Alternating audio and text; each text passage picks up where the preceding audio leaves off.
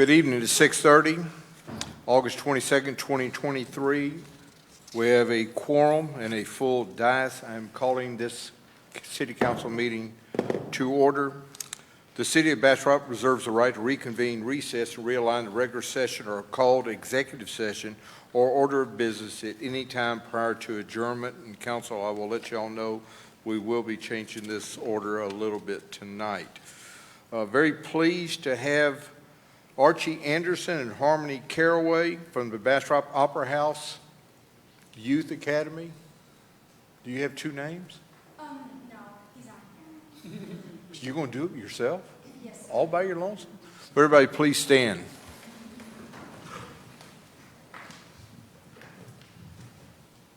Pledge allegiance to the flag of the United States of America and to the republic for which it stands, one nation, under God, indivisible, with liberty and justice for all. Honor the Texas flag. I pledge allegiance to thee, Texas, one state, under God, one and indivisible. Outstanding. Let's give this young lady a round of applause. Thank you so much. Wait, stay. He's going to take pictures of you.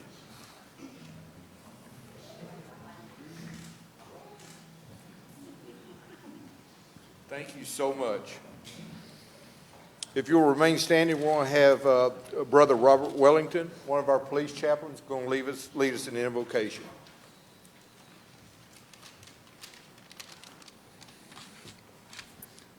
Would you bow with me in prayer?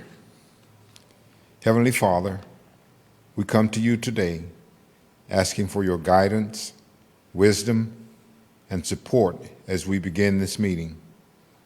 We ask in Jesus' name that you help us to respectfully engage in meaningful discussions, that you would help us to grow closer as a group and as a community. We pray for our police department, the men and women that protect us, that you will continue to protect them and their families in the name of Jesus.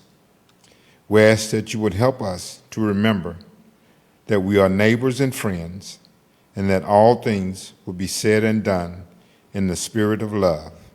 In the name of Jesus we pray. Amen. Amen. Thank you, sir.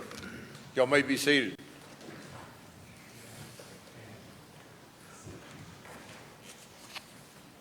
We're going to move to agenda item 4A, Mayor's Report, very short report. Council, since our last regularly scheduled council meeting, we've had one special called meeting and two budget workshops. I've had other meetings since the 8th, but I want to call attention to two specific ones. Last Tuesday on the 15th, I was invited and attended our library's volunteer appreciation luncheon. What a great occasion to honor our volunteers and friends of the library.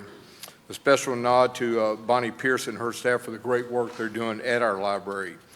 And then this past Sunday, it was my honor and privilege to read and present a proclamation to the Mount Rose Baptist Church acknowledging their 137th anniversary celebration.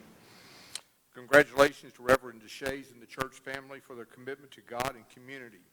Thanks to Councilmember Lee for a wonderful introduction, and to Mayor Pro Tem Kirkland, who attended this event with us. It was a great event.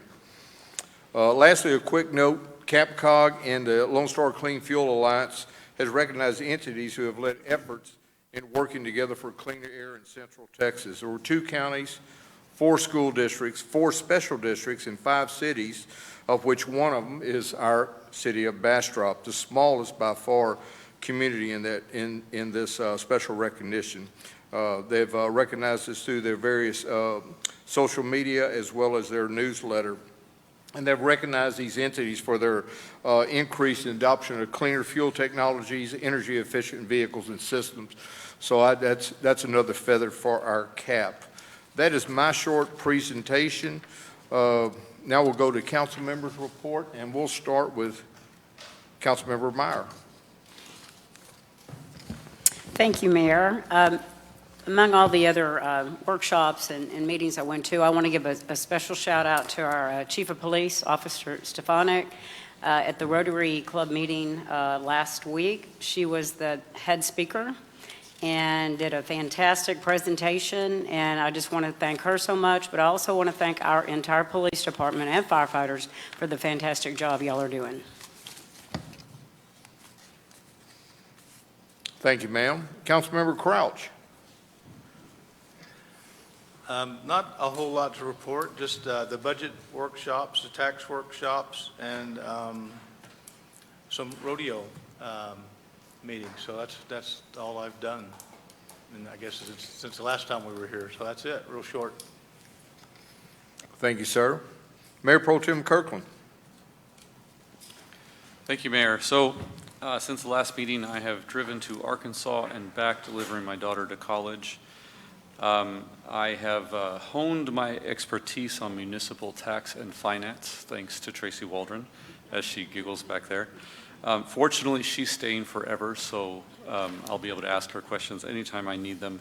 But I just want to say thank you to Tracy for your help with that. And lastly, I want to thank the Lord above for the rain today. That's it. Thank you. Thank you. I'm glad you mentioned the cold front that moved in. Councilmember Lee. Good evening, Bastrop. So attended the budget workshops and attended the Still Magnolias open weekend. Very good play if you guys are into plays and want to enjoy the Opera House and never been before, and you're a fan of the movie, which I am a huge fan of that movie. It was just like watching the movie. Very good presentation, again, from the Bastrop Opera House. I attended a zero waste strategy forum. Very, very informative. You would have been very proud, Councilmember Crouch, of the education that was disseminated at that meeting. A lot of stuff that we just don't know in terms of recycling and what the recycling process looks like, from our trash to the plants, and the most effective way to recycle from our home to the plants. So very, very informative. I've encouraged them to reach out to our city manager and our mayor. It's not enough to just say we should be recycling when half of it, we don't even know what we are recycling and what's recyclable. I didn't. We took a quiz, I failed. So that was very, very informative, and hopefully she will, and that organization will reach out to us for, to relay more information and help us educate the public. And then I also, as the mayor mentioned, attended Mount Rose's 137th anniversary. That is actually my home church.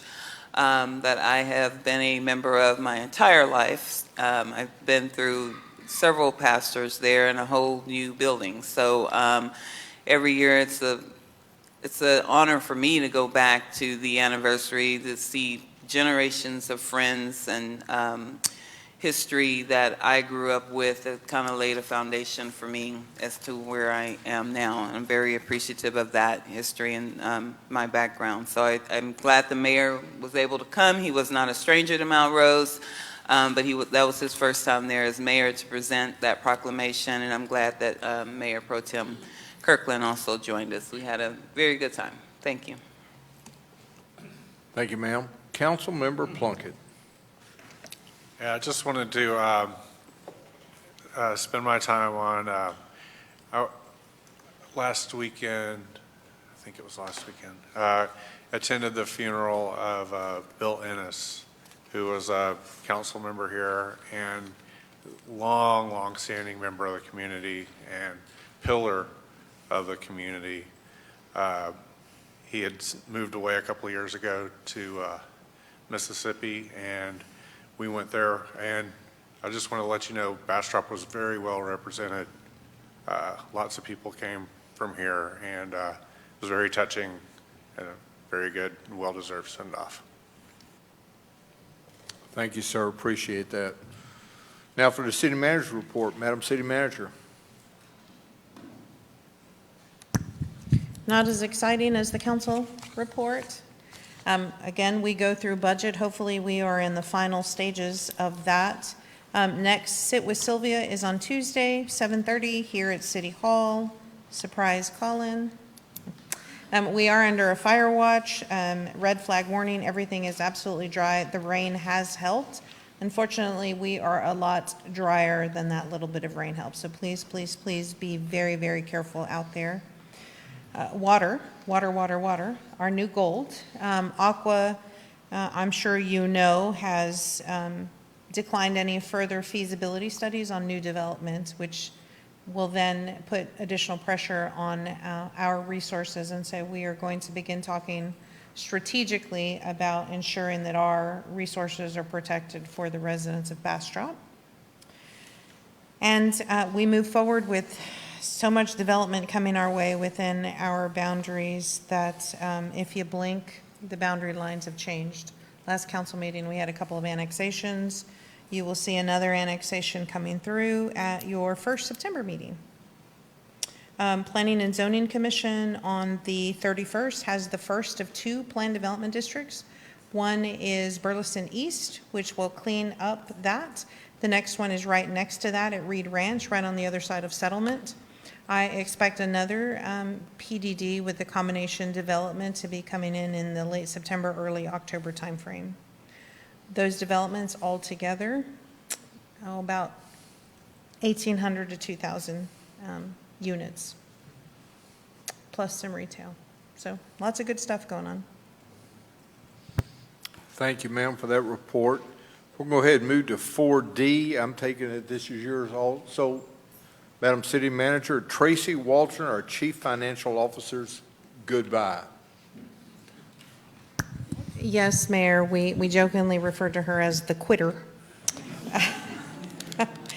We love Tracy. Tracy has been with the city of Bastrop for 11 years and has chosen to move her soil into a much bigger pot that will allow her to reach new heights. She is leaving us for the city of Pflugerville. We can all boo collectively right now. Tracy's last day is tomorrow, so Tracy, if you'd like to come up to the podium, say a few words. We will be having cake and punch in her honor. I've really enjoyed working with Tracy. We have started interviews, and I will tell you the first 2, very qualified individuals. Those shoes are very big shoes to fill. It's good to know you're wearing big shoes. Appreciate that. I didn't write a speech, okay. I have appreciated all the support of all of the staff that I've been able to work with. Over the 11 years, I've made a lot of close friendships.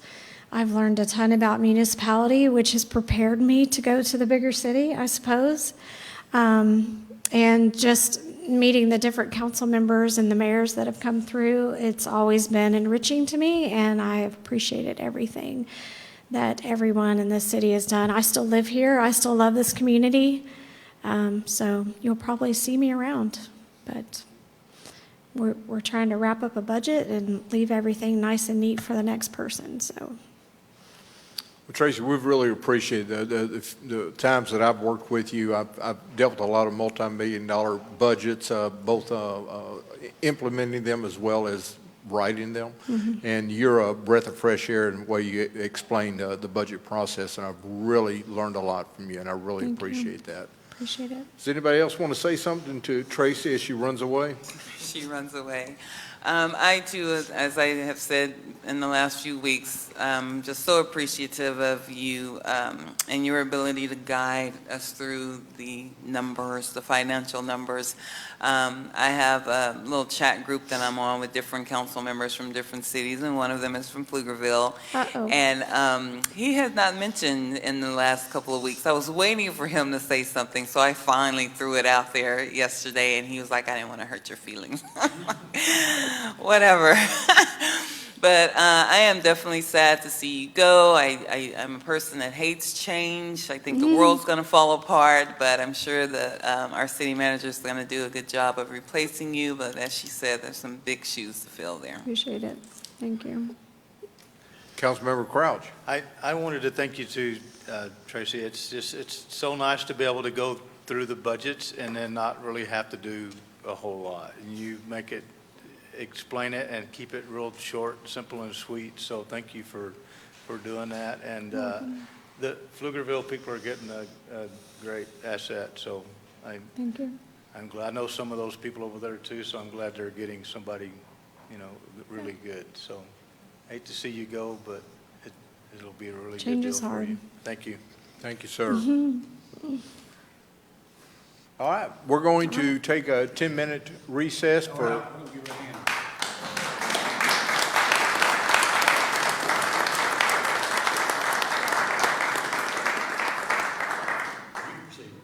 We were going to take a 10-minute recess, enjoy cake and punch, and before we went to that, I was going to say, let's give her a round of applause, but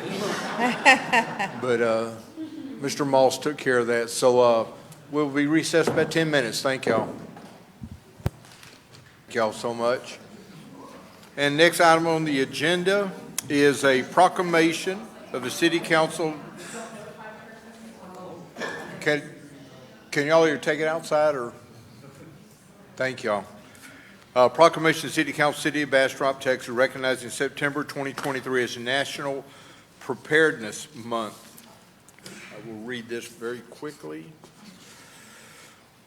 Whereas September is the National Preparedness Month, which serves as a reminder that we must all take action to prepare now and throughout the year for the types of emergencies that could affect us where we live, work, and also where we visit.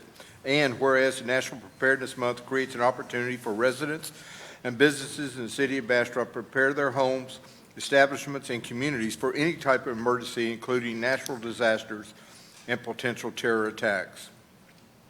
And whereas the city of Bastrop, along with other regional, state, and national partners, support the WarnCentralTexas.org campaign to increase public readiness in preparing for emergencies and educating citizens on how to take action. And whereas preparedness is an ongoing effort of all citizens in the Cap Cog region, including youth, older adults, people with access and functional needs, and whereas investing in the preparedness of ourselves, our families, businesses, and communities can reduce fatalities and economic devastation throughout our nation. And whereas emergency preparedness is the responsibility of every citizen in the city and county, and all citizens are encouraged to make preparedness a priority. Now, therefore, I, Lyle Nelson, Mayor of the City of Bastrop, Texas, do hereby proclaim September 2023 is National Preparedness Month and encourage all citizens and businesses to develop their own emergency preparedness plan. Go to WarnCentralTexas.org to register to receive emergency alerts and work as a team towards that end. I believe we have somebody from the police department for me to give this proclamation to. If not, I think we should all give a round of applause to all of our emergency responders who help us prepare for these things. They really do a great job.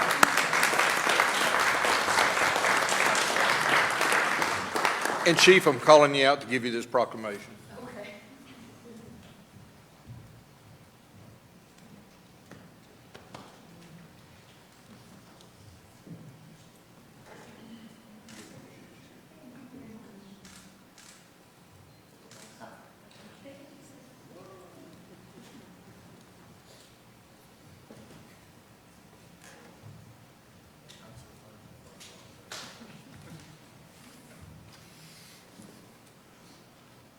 Thank you, folks. Now we move to work sessions and briefings, which there are none, staff and board reports, and as a going-away present to our Chief Financial Officer, will receive a presentation on the unaudited monthly financial report for the period ending July 31st, 2023. Ms. Waldron, or your surrogate. Actually, Disappoint. No disappointment. Miss Laura Allen. Good evening, Mayor and Council. I get to bring y'all the unaudited financial. Ms. Allen, can you move closer to the microphone? Is this better? Much. Okay, Thank you. sorry. I am presenting you the unaudited monthly financial reports for the period ending July 31st. Revenues for the general fund exceeded forecast by 9.9%. Sales tax is 3.6% over forecast, with development fees 83% over the current forecast. Impact fee fund is running about 20% short of forecast. all other funds are performing positive to the forecast, and all expenses are positive to the budget. That's it. That's it. Council, any questions for Ms. Allen? Seeing none, thank you very, very much. We appreciate it. We'll move to citizen comments. Real quick, Madam Secretary, I have some citizen comments. Do we have any others? No, Mayor. Okay. First citizen comment is Mr. Rudy Oriolano. Mr. Oriolano.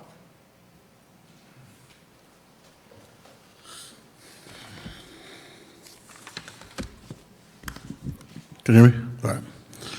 Good evening, Mayor, City Council, Rudy Oriana, address 114 Swiftwater Loop. I just wanted to introduce myself. I live in Pecan Park. Pecan Park, we just had our transitionary election for our HOA. I was voted on the board, and subsequently, in all the intelligence that they had, they made me the president. So I am the president of the HOA. Our other board members are David Cruz, he's our vice president, and Tim Wright, he's our secretary treasurer. I just wanted to introduce ourselves, and for those who don't know, Pecan Park is 800 plus homes. It's a development right here behind Walmart. Tax revenue, we give the city about 1.5 million or more every year. It's a substantial amount of money. We look forward to having a good relationship with you all, establish a great relationship with you all, talk about safety, talk about infrastructure, developments, services, and obviously safety. We look forward to working with the City Council and these aspects and any other future aspects that might involve our community. Just want to say howdy and just introduce myself and appreciate your all service to the city. Thank you, sir. Much appreciated.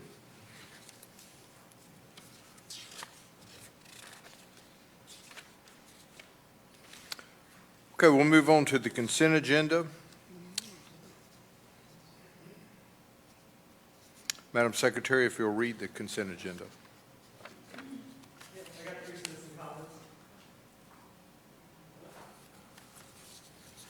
I'm sorry. Have you turned something in to the? No, I What'd you submitted do? three What'd you- citizen comments on Sunday. So I figured out that your system's a little crunchy, a little busted, like it was in I July. apologize. I apologize. If you would, after you finish Yeah. with your comments, if you'll file out a card, just so we'll have a record Yeah, of it. very good. Thank you. All right, I'm Dax Haverlack, 779 Peach Creek in Rosenke, Texas. I had three citizen comments, but we'll kind of round them up. So last 6 weeks, I've been rounding up all of your videos, all of the workshops, all of that while I've been out traveling, trying to get to like the root causes, the intentions, all of the budget, everything that's been bundling up. I'm missing a lot of concepts. I'm missing a lot of context and intentions.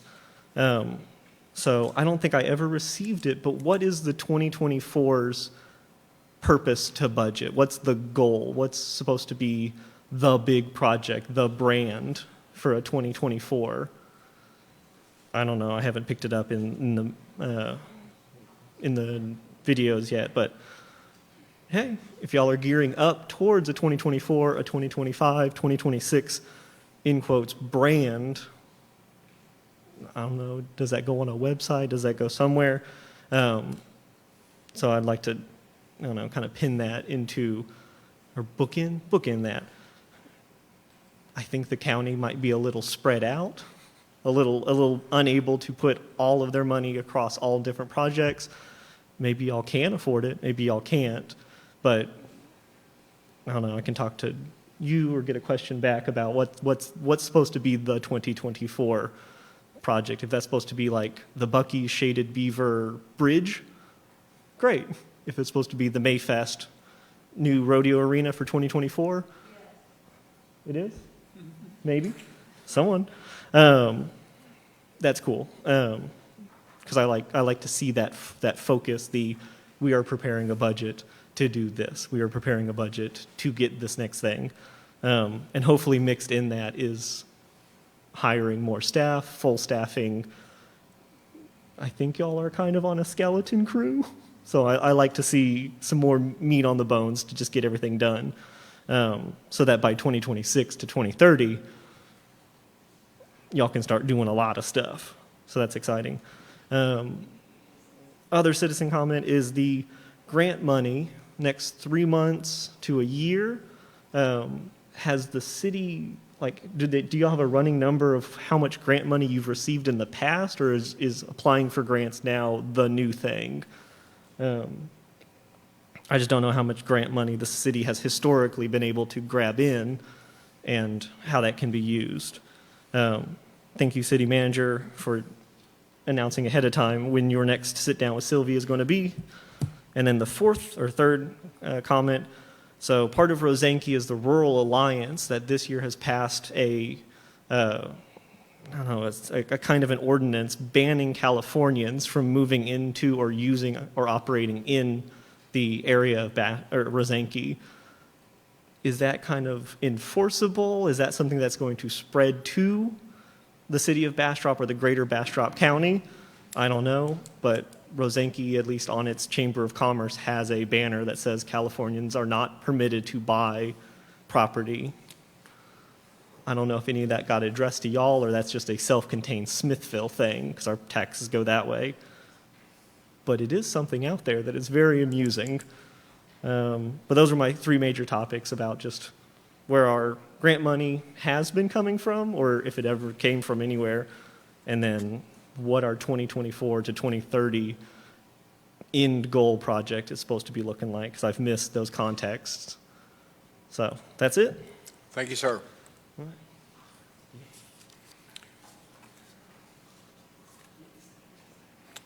Now we'll move to agenda item number 8, the consent agenda. Madam Secretary, if you will read the consent agenda. The consent agenda reads as follows. Item 8A, consider action to approve City Council minutes from the August 8th, 2023 regular meeting, August 10th, 2023 special call meeting, August 15th, 2023 budget workshop, and August 16th, 2023 budget workshop. Item 8B, consider action to approve resolution number R-2023-109 of the City Council of the City of Bastrop, Texas, approving additional professional services contract with Dial Development Services Limited to continue to provide the services of construction management and inspection to a not-to-exceed amount of $200,000. Authorizing the city manager to execute all necessary documents, providing for a repealing clause, and establishing an effective date. Item 8C, consider action to approve resolution number R-2023-123 of the City Council of the City of Bastrop, Texas, approving the financial management policy which is attached as Exhibit A, providing for a repealing clause and establishing an effective date. Item 8D, consider action to approve the second reading of ordinance number 2023-25 of the City Council of the City of Bastrop, Texas, annexing a tract of land described as 25 acres of land out of the Stephen F. Austin Survey, abstract number 2, located west of Lovers Lane and south of Pecan Park subdivision and east of the Colorado River Bend as shown in Exhibit A, providing for findings of fact, adoption, repealer, severability, filing, and enforcement, establishing an effective date, and providing for proper notice and meeting. Item 8E, consider action to approve the second reading of ordinance number 2023-26 of the City Council of the City of Bastrop, Texas, annexing a tract of land described as 169.773 acres of land out of the Nancy Blakey Survey, abstract number A98, located south of State Highway 71 and east of Farm to Market Road 20, as shown in Exhibit A, providing for findings of fact, adoption, repealer, severability, filing, and enforcement, establishing an effective date, and providing for proper notice and meeting. Item 8F, Consider action to approve resolution number R-2023-124 of the City Council of the City of Bastrop, Texas, approving and adopting the investment policy and investment strategies attached as Exhibit A, approving the list of qualified brokers attached as Exhibit B, making various provisions related to the subject, and establishing an effective date. Item 8G, consider action to approve resolution number R-2023-125 of the City Council of the City of Bastrop, Texas, approving the City of Bastrop purchasing policy, which is attached as Exhibit A, providing for a repealing clause and establishing an effective date. This concludes the consent agenda. Council, you've heard the consent agenda. I'll entertain a motion to. Move to approve. I have a motion. Do I have a second? Second. I will give that second to Councilwoman Lee. Madam Secretary, if you'll call the roll. Councilmember Plunkett, Yes. Councilmember Lee, Yes. Councilmember Meyer, Yes. Mayor Pro Tem Kirkland, Yes. Councilmember Crouch. Yes. Thank you, Council. Motion passes unanimously. As I said earlier, we were going to change the agenda up a little bit on our individual items. I'm going to move 9G up. Consider action to approve the first reading of ordinance 2023-30 of the City Council of the City of Bastrop, Texas, reallocating $167,000 of the hotel occupancy tax fund previously allocated to the fourth quarter of Visit Bastrop's adjustment to fund repairs to the rodeo arena, and move to include September 12, 2023 council agenda for second reading. Council, you know, we've heard from a lot of citizens relative to this that they do not want the rodeo grounds to go away, and I want to reiterate there has not been an intention of this council to remove the rodeo grounds and replace them with soccer fields. The simple fact is we need to effect some repairs there if we want people to sign up to perhaps manage the rodeo grounds as a money-making venture, but also to provide an avenue of entertainment for our citizens and our visitors. I'm pretty stoked that the city manager was able to find $167,000 for us to utilize for this project. Prior to asking for citizen comments, is there any members of council want to add anything to this before we call our citizens up? Councilmember Plunkett. Yeah, I would just ask, I don't know if Terry or Curtis would be the person to ask, or maybe it's Sylvia. Do we have an idea of what we would spend this on, and is it enough? Or are we just earmarking this for, and I'm sure we'll be able to use it, is it that kind of thing? Well, an arena is a qualified hot fund expense. Absolutely It's understood that. one of the 9 covered items. We do have a field trip on Friday to take an assessment. I firmly believe it's going to be well more than $167,000, but $167,000 gets us at least in the beginning to address the life, health, safety issues. There's some pretty critical items, the announcer area, et cetera, that give me cause for concern with potential falls. So I think this is just the beginning, but I do want to get a comprehensive assessment before we spend a dime, if that makes you feel better. That take care of you? Any other questions? If not, we have a citizen who wants to speak on this item, Deborah Jones. Colin, you can probably bring the pictures up. Hello, I'm Deborah Jones. I live at 1606 Pecan Street, and I'm so excited that we are moving forward with the arena, which is the biggest jewel I believe that we have in the city. I have met with every group that I'm aware of that uses the arena and also is associated with the arena. This is their list for specific repairs that I've been asked to represent this evening. So first and foremost is to upgrade the electric. And we have several RV connections up there. We would like to make sure that those are made accessible, usable, and considered to offer, to add a few more RV sites, not RV sites, but connections, just specifically electric. A lot of these big rigs that come up there, these participants come with their family and they're up there for an extremely long period of time, and that just creates a convenience and comfort. And it could also be something I think that you could charge for and make money. It's not that we're asking that to be free, but it's definitely something that's there that we would like to have improved. This is one thing there's the bathroom that is up there. We all agree that the building is fine, but the fixture, it needs to be renovated. The fixtures are just unacceptable. It needs, various paint repair, maybe a soap dispenser, but a mirror, just to make it functional.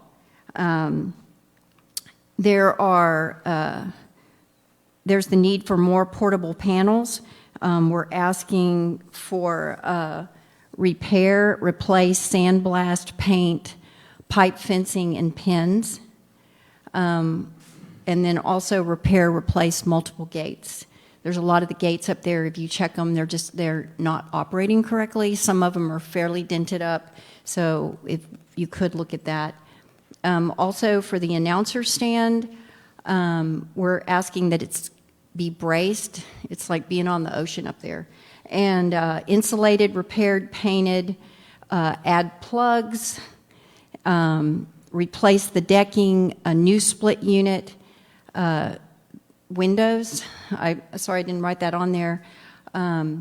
Chairs, table, and a sound system. The thing about we need more dirt up there, and specifically on any of these items, I can tell you specifically who to call, because the community is very interested in providing in-kind service. We have professionals, masters, as well as people that are willing to donate materials, because we really feel like that we can make that $167,000 go a long way.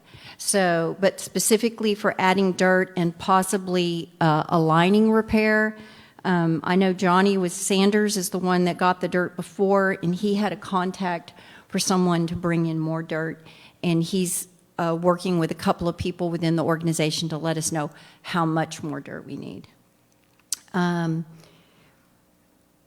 We would really appreciate new chutes there as well, and I've provided some pictures for the manager and a couple of the council people that have been really amazing advocates. All of you have actually unanimously come behind this project, and I want you to know how much the community appreciates it. Probably the biggest item that, there's like the RV sites right there, and it's kind of weird, that's the ticket booth, because you can't even access them because the trucks park on the other side of the fence. So it's, not only do we not know how to turn them on, and I don't know that they're necessarily safe, but you can't even reasonably access them. So, just some logistical things on the electric that way. Probably the biggest item that we would, so this is the seats, the box seats. I know that Councilmember Crouch has been talking to Mr. McManus, and there's the possibility of us getting new seats donated for all of that. We're working on that. So even though I'm talking about seating for the boxes and so forth, I'm thinking that's something that we're going to get donated. There's a lot of things that we're going to get donated, I believe, at the end of the day. But, I'll just keep on going here, if you don't mind, because this is everything. That, we're thinking about that this used to be the announcer box, but we're thinking that would be great to use as the media box so that people can get up there and film. But we do want that painted and improved so that we can use it for different, maybe more specifically like the video and cameras and so forth. So then, okay, right here, this is probably the biggest item that we need. We would like to move the return alley. So what happens is this is the far side of the stadium, of the arena, and ultimately, we would really like it if we could extend the concrete, add box seats across the other side, and then add more stadium seating. But if you look to the left, that's the return alley where they run the cows through there. And it's not ideal. Those are all temporary fences. And we have a couple of people working on that as to logistically where to put that. And just to make it to where we can have more seating. It was standing room only. It's only going to get more, especially, we're only going to have more people attending just because this is such a great event as more people hear about it.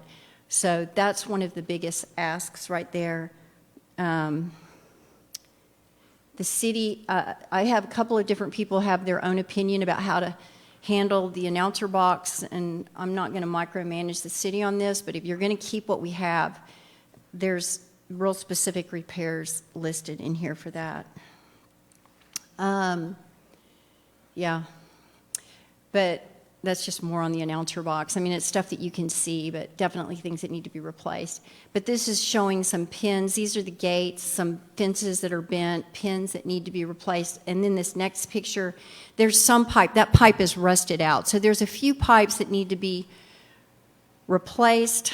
And again, if you can talk to me about this, I can give you names of people that can come in and do some welding and, like I said, make that $167,000 go much further with in-kind service. Oh,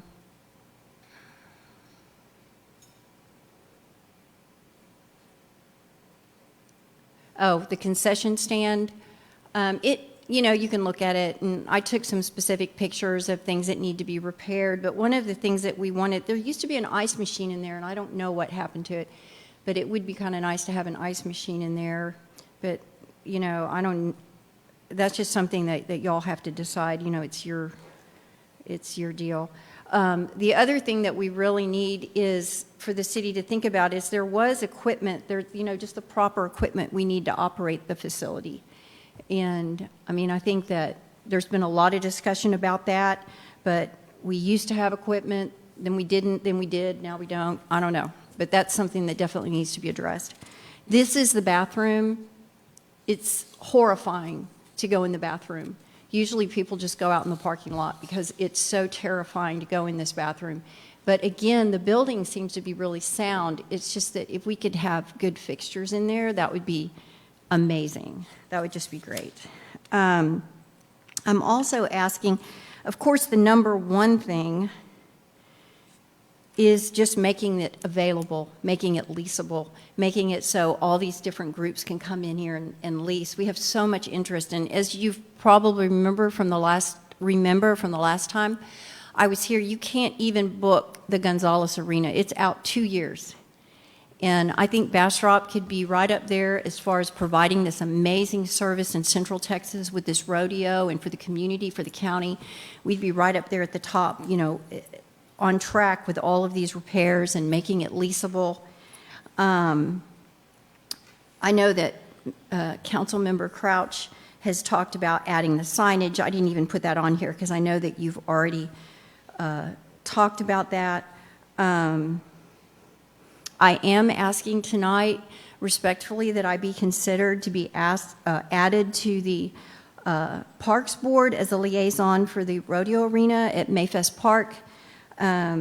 Because I'm not involved with any specific group, I have a unique situation where everybody likes to work with me, talks to me, and then also I'm very connected to different people that are able to provide different services. And so I would really appreciate that consideration. And tonight I would like to announce the fact that we are privately going to attempt to raise, I believe we will, $1 million to get the arena covered. And we'll work with the city on that and, figure out the best way for us to be able to provide that and have that used. But we're willing to put our money where our mouth is on this. This facility is so important to the community, and we appreciate that the city is on board. Every single one of you, we want you to know how much we appreciate it. Thank you. Oh, and the other thing I just wanted to say that to date, and this isn't all of them, we have 2,682 signatures. I have them all right here. When I get a chance, I was going to copy them and provide them to y'all just as support, just to let you know how important this is. And thank you so much for your time. Thank you for your advocacy and comprehensive list, which Madam City Manager, I'd like to add ADA accessibility to that list also. I think that's vitally important. Councilmember Meyer. Yes, I want to thank Ms. Jones, first of all, for going to this extra hard work that you've done. And the most exciting thing, well, there's two exciting things. One is we're going to stretch our dollars with the city, but two is a sense of community that is engaged in this, because have people volunteer and do really big jobs for the city, it forms our community, and that's what we're all about in Bastrop. So I want to thank you. The second thing I wanted to ask, and this is to our city manager, on Ms. Jones, number one, upgrade the electric. If I'm not mistaken, I was at the rodeo grounds this year when BP&L had to be up there to address an electrical issue, and Curtis and his group were just working as hard as they could and sweating it out. But I think that was a major issue up there, wasn't it?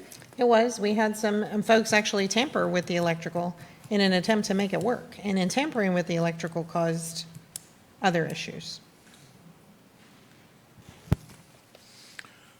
Thank you, ma'am. If there are no further questions, council, we're voting on the staff recommendation, the reallocation of funds to the rodeo arena.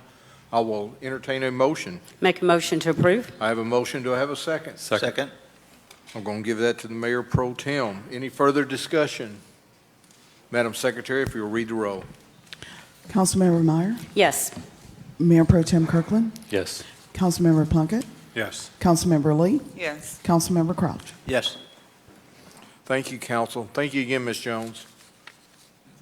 All right, we're going to return to the appropriate order to item 9A, consider action to approve resolution number R-2023-119 of the City Council of the City of Bastrop, Texas, awarding a contract attached as Exhibit A for the installation of holiday lighting to Decor IQ in the amount of $167,175, authorizes the city manager to execute all necessary documents, providing for a repealing clause and establishing an effective date. Mr. Hancock. Thank you, Mayor, Council. Put together a packet. I was hoping y'all could really see what we were doing here with what we had last year. There was a sheet in there that showed the 22, what we spent, and there was a highlighted area.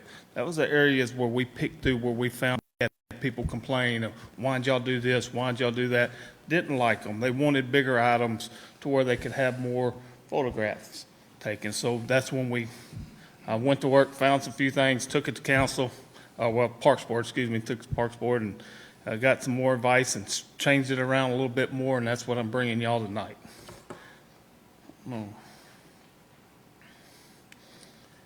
Here is a picture frame, and it will have the city logo in there at the bottom to where everybody knows where they're at when they're taking their photographs.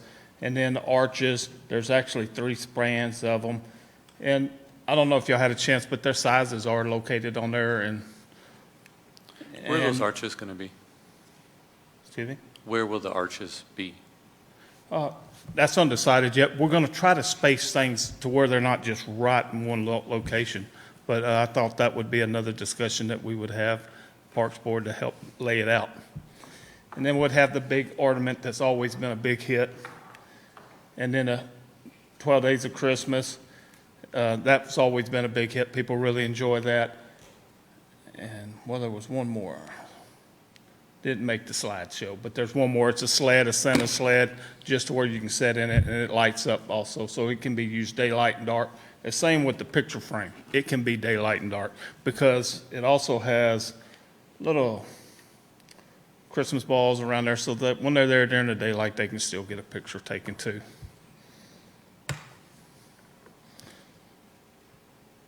Any questions?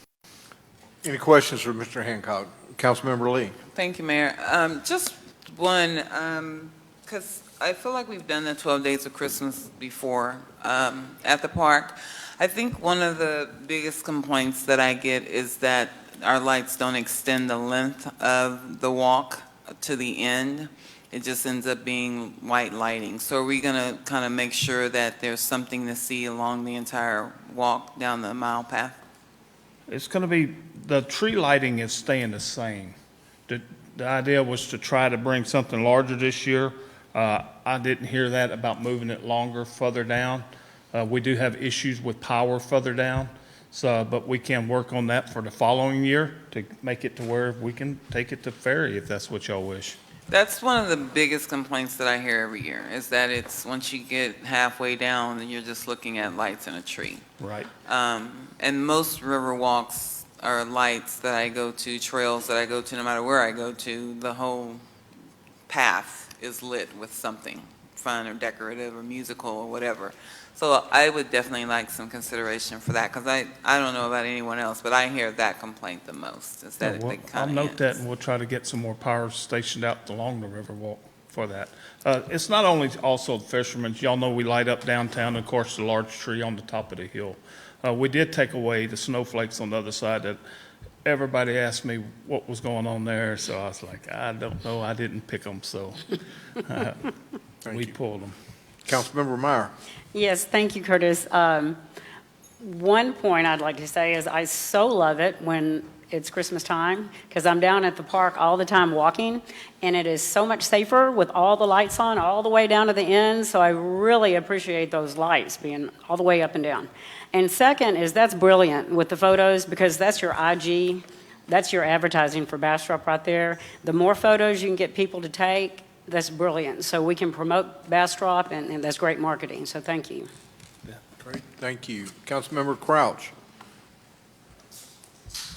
Same, I just reiterate that. I'm glad that, because one of the complaints that I heard is that they took away one of the photo opportunities, the little ornament ball that you couldn't use last year. So now you've got multiple things, I guess, coming up. And when I first saw the list, it said Chestnut Street Bridge, and I thought we were lighting the bridge, but I think that's totally separate things. So we'll have a lot of lights, hopefully on the bridge this year. So in comparison to last year, are we adding a lot more lights? No, we're not. No, we're not. We're really changing up things. We took the money of things like candy canes that really didn't get any use out of the snowflakes. The snowflakes were like, they were $10,000 that we spent on snowflakes that we just really didn't have the need for. So what we did is we took what was there that people expressed that they didn't like, and we changed it out with items that they did like. I mean, I don't know how many people told me what happened to the ornament, and I'm like, I'm sorry I didn't do it. But so we're having an ornament this year, if y'all approve it. Yeah, and just one other comment. I've had people ask, and this isn't about this lighting package at all, but it's about the lighting in general. The old lights, do we still have all of the old No, lights? they all played out. They were just falling apart from being put up. We didn't really have a good place to store them, so they were stored up above at the shop, and they just, after 10 years, 15 years, or however old they were just falling apart. So we had to get rid of them, and that's when we came to council and started this type of lighting. Yeah, it's a great program. I know we get a lot of publicity off of it and a lot of tourism for it, so it's a great thing, and I like how it's you brought back the photo opportunities with the lighting, so great job on the presentation. Thank you, sir. Thank you, Mr. Hancock. Any other questions for Mr. Hancock? If not, I'll entertain a motion. Move to approve I have a resolution motion. 2023-119. Second, and I'm seconding because the ball is magical, Curtis. That is why. So yes, second. We have a motion by Councilmember Plunkett, a second by Councilmember Lee. Any further discussion? Seeing none, Madam Secretary, if you'll call the roll. Councilmember Plunkett? Yes. Councilmember Lee? Yes. Councilmember Meyer? Yes. Mayor Pro Tem Kirkland? Yes. Councilmember Crouch? Yes. Moving to 9B, consider action to approve resolution number R-2023-122 of the City Council of the City of Bastrop, Texas, awarding a contract attached as Exhibit A for the installation of shade structure at Ferry Park and Hunters Crossing Park to T.F. Harper in the amount of $64,929.74. authorizing the city manager to execute all necessary documents, providing for a repealing clause, and establishing an effective date. Mr. Hancock. Thank you, Mayor, Council. We've heard y'all sit up here and say, hey, we wanted shade, so we went to work, and this is what we came up with. We did go out for bids, and this was the lowest of the bids that we got back. They happened to be on buy board, but they were still the lowest. So not only do we, corporate purchasing co-ops, you don't necessarily have to have 3 bids, but we still make sure we get our bids and ensure that they are the low price of this same apples to apples of what it is. All the structures will be powder coated with the steel structures. They got a 20-year warranty. The canopy itself is a 10-year warranty on them. And as you can see, they're rather large canopies. When you start getting out there at 36 by 28, that's where the costs come from. It's just from the material, the structure to hold it with the winds and everything. Thank you, sir. Any questions for Mr. Hancock? Councilmember Crouch.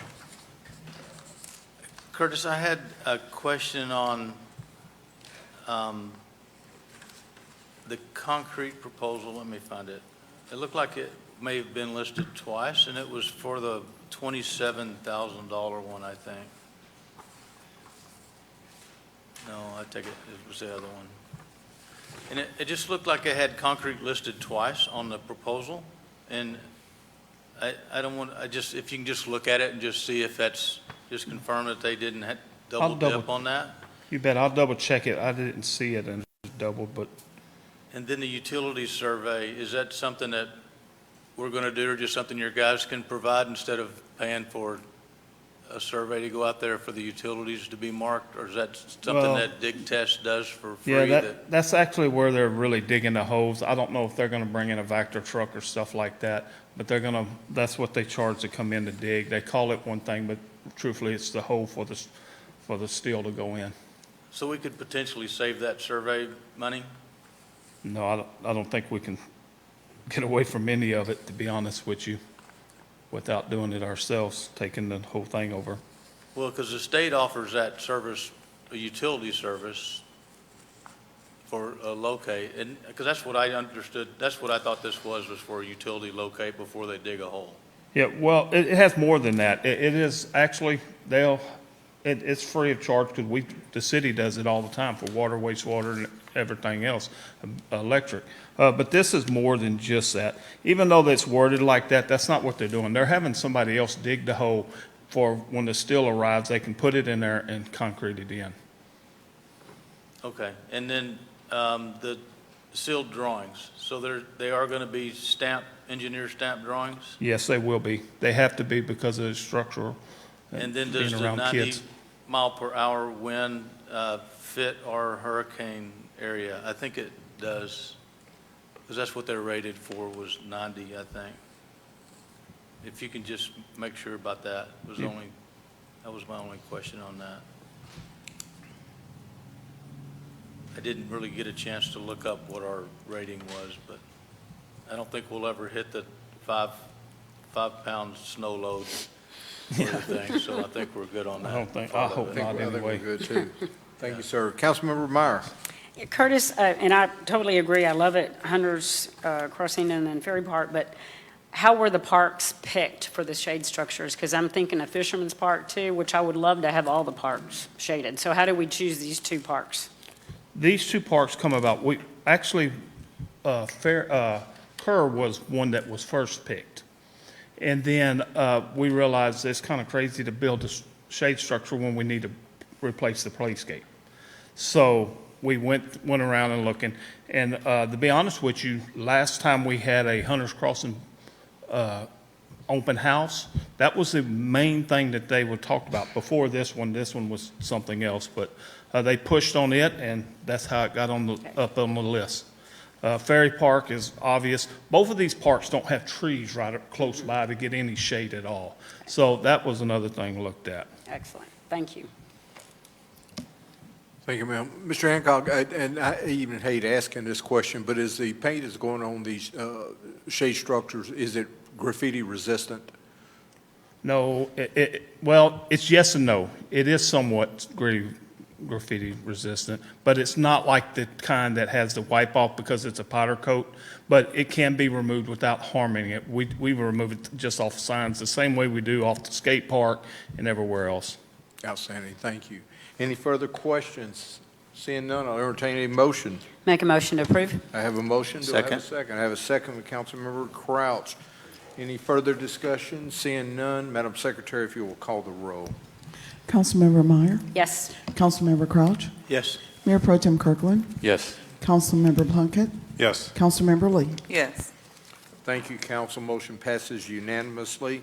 We'll move to item 9C, consider action to approve resolution number R-2023-113, the City Council of the City of Bastrop, Texas, to award a grant administrative service contract to Public Management, Inc. for the preparation of the city's Community Development Block Grant Mitigation Regional Method of Distribution Programs through the Texas General Land Office, application and subsequent administrative services, if funded, as attached in Exhibit A, authorize the city manager to execute all necessary documents, providing for a repealing clause and establishing an effective date. Ms. Allen. Yes, this is in reference to the Community Development Block Grant Mitigation Grant. It is administered through the Texas Land Office, and it's distributed through the CapCog. We had been notified that CapCog had approved Bastrop for $2,358,000 of applicable grant funds that we do have to apply for. There are some limitations on the available projects. One limitation put forth is that 50% of the funds, or $1,179,000 of the funds, have to meet LMI expectations. So we're hoping to use 50% of these funds for the Blakey Lane Extension Project. And then we're going to, with the help of our grant administrators, identify the other portion of the project, hopefully. We did a request for proposals for grant administration, and we received 2 proposals, one from GrantWorks and one from Public Management, Inc. Based on the scoring of a committee, we wish to award to Public Management, Inc. And we do have Michael on hand with Public Management, Inc. if council has any questions. Thank you, ma'am. Council, do we have any questions? Councilmember Lee. Thank you, Mayor. Yeah, I have some questions on the LMI portion. See if I can read my notes here. I guess I wanted to get a good understanding of the LMI piece, because looking up the grant, the LMI piece was for, that portion is supposed to serve low and moderate income people. So in saying that the rest of that grant, the other 50% of the grant to satisfy the LMI portion would go toward the wastewater improvement project, I kind of wanted to know how that factors into the specification that it go toward low and moderate income persons. So I have a couple of questions, because in reading about the grant, the grant was given as an opportunity to help mitigate Harvey. Is that correct? Was I reading that correct? Yes. Yes. Okay, so I was looking at the right thing there. So if we're using the LMI piece for water, or thinking that's what it's going to be used, is that going to be specific to a certain part of town for low, moderate income? How is that related to low, moderate income? So we've not selected the project yet. That's what the grant administrator will help us select projects. But yes, there is a low, moderate income piece specific that has to be met. So I'm not sure the Blakey meets it. I'm not sure which parts of town meet it based on demographic information, but we'd have to run the traps on that. So the Blakey piece, though, would be the 50% that you can use at will? Yes. But the other piece, it was suggested that possibly toward water, wastewater. So we would need to determine a specific area of where that's needed. I'm trying to figure out, like, I don't want to see, what I don't want to see is water and wastewater go into, new development that's not serving the low, moderate income people. Correct. How do we assure that if, and I'm only saying water and wastewater because that's what was suggested. How do we make sure that that doesn't happen when the funding occurs? Because there's a lot of areas in certain parts of town that might be considered low and moderate income areas that do need better drainage systems. Sure, yeah. sure. There are, well, number one, you're making that very well known to the public today. Two, we do have parts of town that are underserved, both from a size perspective and from just an infrastructure missing perspective, especially on the north side of town. So we do have some needs in the water wastewater area to loop things or to upsize things from both a service and a fire protection. So we'll hear you, and we will make sure that it is not serving new development that isn't serving low to moderate income people. And then also there were other options. So like it listed other, what do I want to call them? I guess options to consider. Like there was a resilient home program that the LMI portion could be used toward. And when I first read that, I thought about a long-term recovery team. Are there any residents that are still recovering from Harvey that need that type of money? So there were some other options that the funding could go toward in different ways other than just water and wastewater. So I also hope, and I know that those other options are going to be considered because it's not all just about water and wastewater. There are other ways that this specific grant can be used. One even talked about education and outreach campaigns in the community to mitigate hazards, which is Hazard Preparedness Month, right? So that was another way that it could be used. So I also hope that we're looking at all ways that that other 50% can be used and not just focused on one thing. Gotcha. Thank you. Thank you, ma'am. Councilmember Crouch. My questions are more on the grant process and the reporting after the grant is done. So when we did the Iron Bridge grant, I don't feel like we got reporting back to us from the grant writer on why the grant failed, what they were going to do to reapply for the grant, and what they could do, or what they were told that they could do to maybe get the grant approved on a reapplication. So is that something that we can get a report on future grants? And maybe we can put that in a monthly report or one of the weekly reports that we get, is the grants that we have that we've applied for, the status of the grant, and then if we weren't successful with the grant, if we could see what we have to do to reapply for a grant. Is that something we could? We have a dashboard, remember?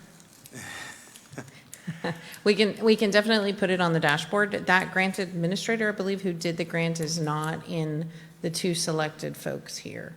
So Public Management, Inc.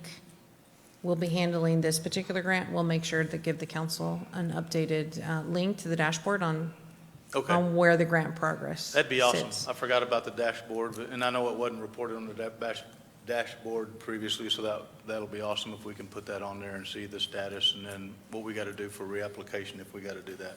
So that was my question. Thank you. Excellent idea. We learned our lesson from the original Old Iron Bridge grant when we didn't get it, so thank you for bringing that up. Any other questions for Ms. Allen? Seeing none, I'll entertain a motion to adopt. Motion to approve. I have a motion, Second. and I have a second by Councilmember Plunkett. Any further discussion? Seeing none, Madam Secretary, if you'll call the roll. Councilmember Lee? Yes. Councilmember Plunkett? Yes. Councilmember Meyer? Yes. Mayor Pro Tem Kirkland? Yes. Councilmember Crouch? Yes. Passes unanimously. Thank you, council. We will move to item 9D. Ms. Allen, don't go anywhere. I think you're on the, Ms. Walter's going to take this. Consider action to approve the first reading of ordinance number 2023-23 of the City Council of the City of Bastrop, Texas. Bastrop City Code of Ordinances, adding Article 1.21, payment by credit card or other electronic means, and adding Appendix A fee schedule, Section A1-21, payment by credit card and other electronic means, providing for a processing fee for credit card payment of fees, fines, court costs, and other charges, providing for a service charge if payment of credit card is not honored, providing for findings of fact, enactment, repealer, severability, effective date, codification, proper notice of meeting, and move to include on the September 12, 2023 consent agenda for a second reading.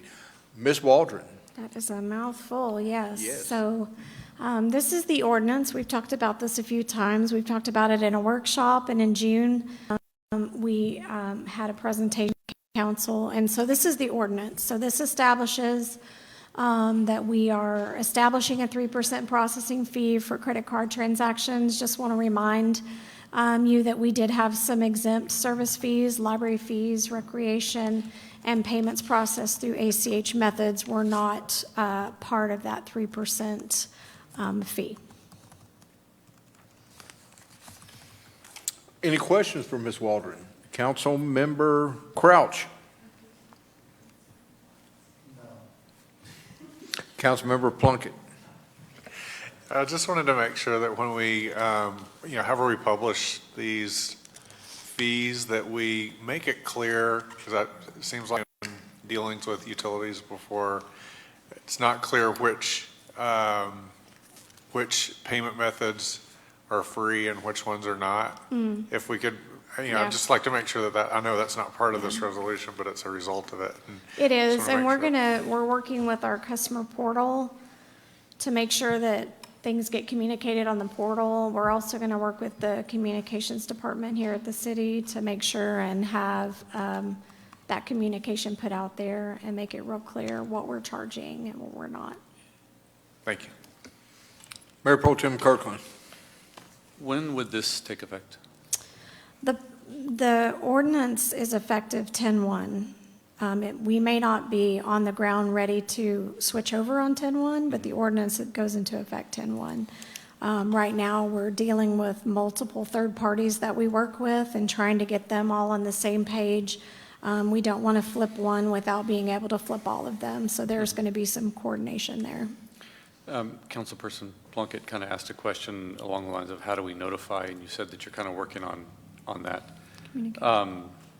Grace period is part of the notification, maybe, we're going to start doing this in 30 days, and I don't know. We will start our communication before it goes live, yes. Yeah, okay. But once they flip it, we don't really have a grace period. So once the third parties turn it on, we can't turn it on and turn it off. Okay, no. Let's see, T-Mobile did this recently, very recently, 30 days ago, exactly this. And you had to switch over to an alternate means of payment, or they were going to charge you or they were going to take away one of your benefits that ended up costing you $10 a line, so it was worse than the 3% even. And so, it was easy for them to send out text messages because they had access to your cell phone number since they're your cell phone provider. But I just found that particular means of notification to be very effective. Is it something we can do, send out text messages to people We'll about have to this? check Yeah. and see if we have, it just depends on what information we have on the customers. Okay, that's all. If they've signed up and they're working in the portal, we actually have more ability to push out through the portal. Seeing no further lights on, I'll entertain a motion. Motion to approve. I have a motion by Mayor Pro Tem Kirkland. Second. And I have a second by Councilmember Crouch. Any further discussion? Seeing none, Madam Secretary, if you will call the roll. Mayor Pro Tem Kirkland, Yes. Councilmember Crouch, Councilmember Meyer, Yes. Councilmember Plunkett, Yes. Councilmember Lee. Yes. Passes unanimously. Thank you, council. Move on to item 9E. Consider action to approve resolution number R-2023-132 of the City Council of the City of Bastrop, Texas, calling for a review of Chapter 3 of the Bastrop ordinances in the Standard and International Building and Construction Codes and requesting the city manager identify potential modifications to the codes and the city attorney to prepare potential code amendments for council's consideration and action. This item was submitted by council members Crouch and Plunkett. Do y'all have anything to add? No, I just think it's really important that we, get to a point where it's usable and it's fair to everybody and it makes sense. Thank you. Councilmember Lee. Oh, I'm sorry, Oh, Councilmember Crouch. I just want to reiterate that, and I know there's another item too, agenda item similar for the code updates, and that we have at least a 2-year long list of items that we have recommendations from local subcontractors, builders, development groups for things that need to be tweaked a little bit. So it's a long time coming on this. So I'm glad to see that we can hopefully move forward and get the city manager some direction on it. So that's it. Thank you. Thank you, sir. Any other comments? Councilmember Lee. Thank you, Mayor. So I just have a question on what that process is going to look like, because for the B3 code, of course, we did all those rodeos. We got a lot of citizen input. There was a lot of discussion in P&Z. There's a lot of discussion on council. So in the rewrite, would it be the same? Will the process be the same? Will we still be getting input, not just from developers, but from citizens in some type of forum discussion, town hall, rodeos? As the rewrite is happening, will you be providing meeting updates every meeting to P&Z? Because having served on P&Z, I can tell you from that experience, we did the rodeos, we did the forums, but it was more like you go forth now and put together a code, and then, within the amount of time that we had in a P&Z meeting, here's the code, here are the highlights, will you adopt? I don't want to see us get back into that situation. I think it's very important that we're at a place now where we understand P&Z members need to be more engaged in the process and understanding of what they're approving, as does council. So I want to make sure that we are clear on what this rewrite is going to look like, because of course there are those that still feel like we've been through all this now. This is the third go around, because this is the third code now that I've encountered since I've been on P&Z in the last 7 years. We don't want to keep going through this over and over again. So what is the input gathering going to look like? How involved will planning and zoning and any other committee that, I'm saying planning and zoning, but part of this will apply to parks, part of this will apply to how involved are those committees going to be in the process of this rewriting? What's the timeline? He's saying there's 2 years worth of changes that need to be made. So what is our timeline for that? And then, of course, follow up to council along the way. So, number one, I will owe you an outline of what the plan of attack is. And you're right, the Parks Board has to understand what the exaction portion of parkland dedication. Are we going to take money, or are we doing parks? Are we doing pocket parks? That falls in line with the Parks Master Plan. We've talked about grids. That impacts the transportation plan. That impacts the drainage plan. You're going to have a workshop on the drainage plan. There are many, many moving parts, and for me to tell you we're going to go from 1 to 10 easily, I would not be telling you the truth. We may go 1, 6, 3, 2, 9 until we get all of the chapters in, because that's the way the code rewrite happens. Yes, there will be public comment. Yeah, I don't want to use the word rodeo because that has such a negative connotation when it comes to the B3 code. Yes, there will be opportunity for public comment more than at Planning Commission, because I get that. And I think the other thing that is absolutely due not only to Bastrop, but any city who ever does a code rewrite, is what's going to be the process when you implement this code? What are the process? What are the pain points? And give me some real world examples of what's going to happen to people who have a house on Barber Way, or the people who have a house on Main Street, or the people who have a house wherever. And I think that's what we always miss in code rewrites. We miss those unintended consequences. And I am for certain that there wasn't a planning commissioner or a council member here who intended to have those changes have such a negative impact to the people that they did. I just refuse to believe that. But here we are. The PDD and some of the changes we've done about 5 or 6 small level changes, have given a great deal of relief. A great deal of relief. They've stopped the hemorrhaging on the complaints, and we're able to move through. But if we continue with just this little piecemeal, then you end up with a Frankenstein code anyway. So staff and I are going to go through what I like to call a brainstorming session, which ones are we going to attack first, and what does that have an immediate consequence to? So I will bring something back to the council at the probably the second meeting of September with a good outline and some projected timelines to get things accomplished. Follow-up question. So as you and staff, as y'all tackle a certain area or chapter per se, will you run that through P&Z before you bring it to council to get feedback from them and then regroup and then bring it to council? Okay, thank you. Councilmember Crouch. I just wanted to point out that there's 2 items on tonight's agenda for code considerations. This one is for really the 2018 International Building Code and some of the other codes that the cities got adopted. It's not specifically for the building code or the B3 code. And then it's just asking requesting to find the snags that we've had in it now. It's not for a code rewrite necessarily. So I think the other item in the agenda is for the B3 code. No. Item 14. It's this one. Is this the one? Mm-hmm. Item 14 has to do with GIS information. Okay. This particular item is the B3 code, and it's also the construction codes as well, because we have more than just the B3. We have all of the international codes that go along with it. Right. Maybe I didn't read the numbering right then. I thought that,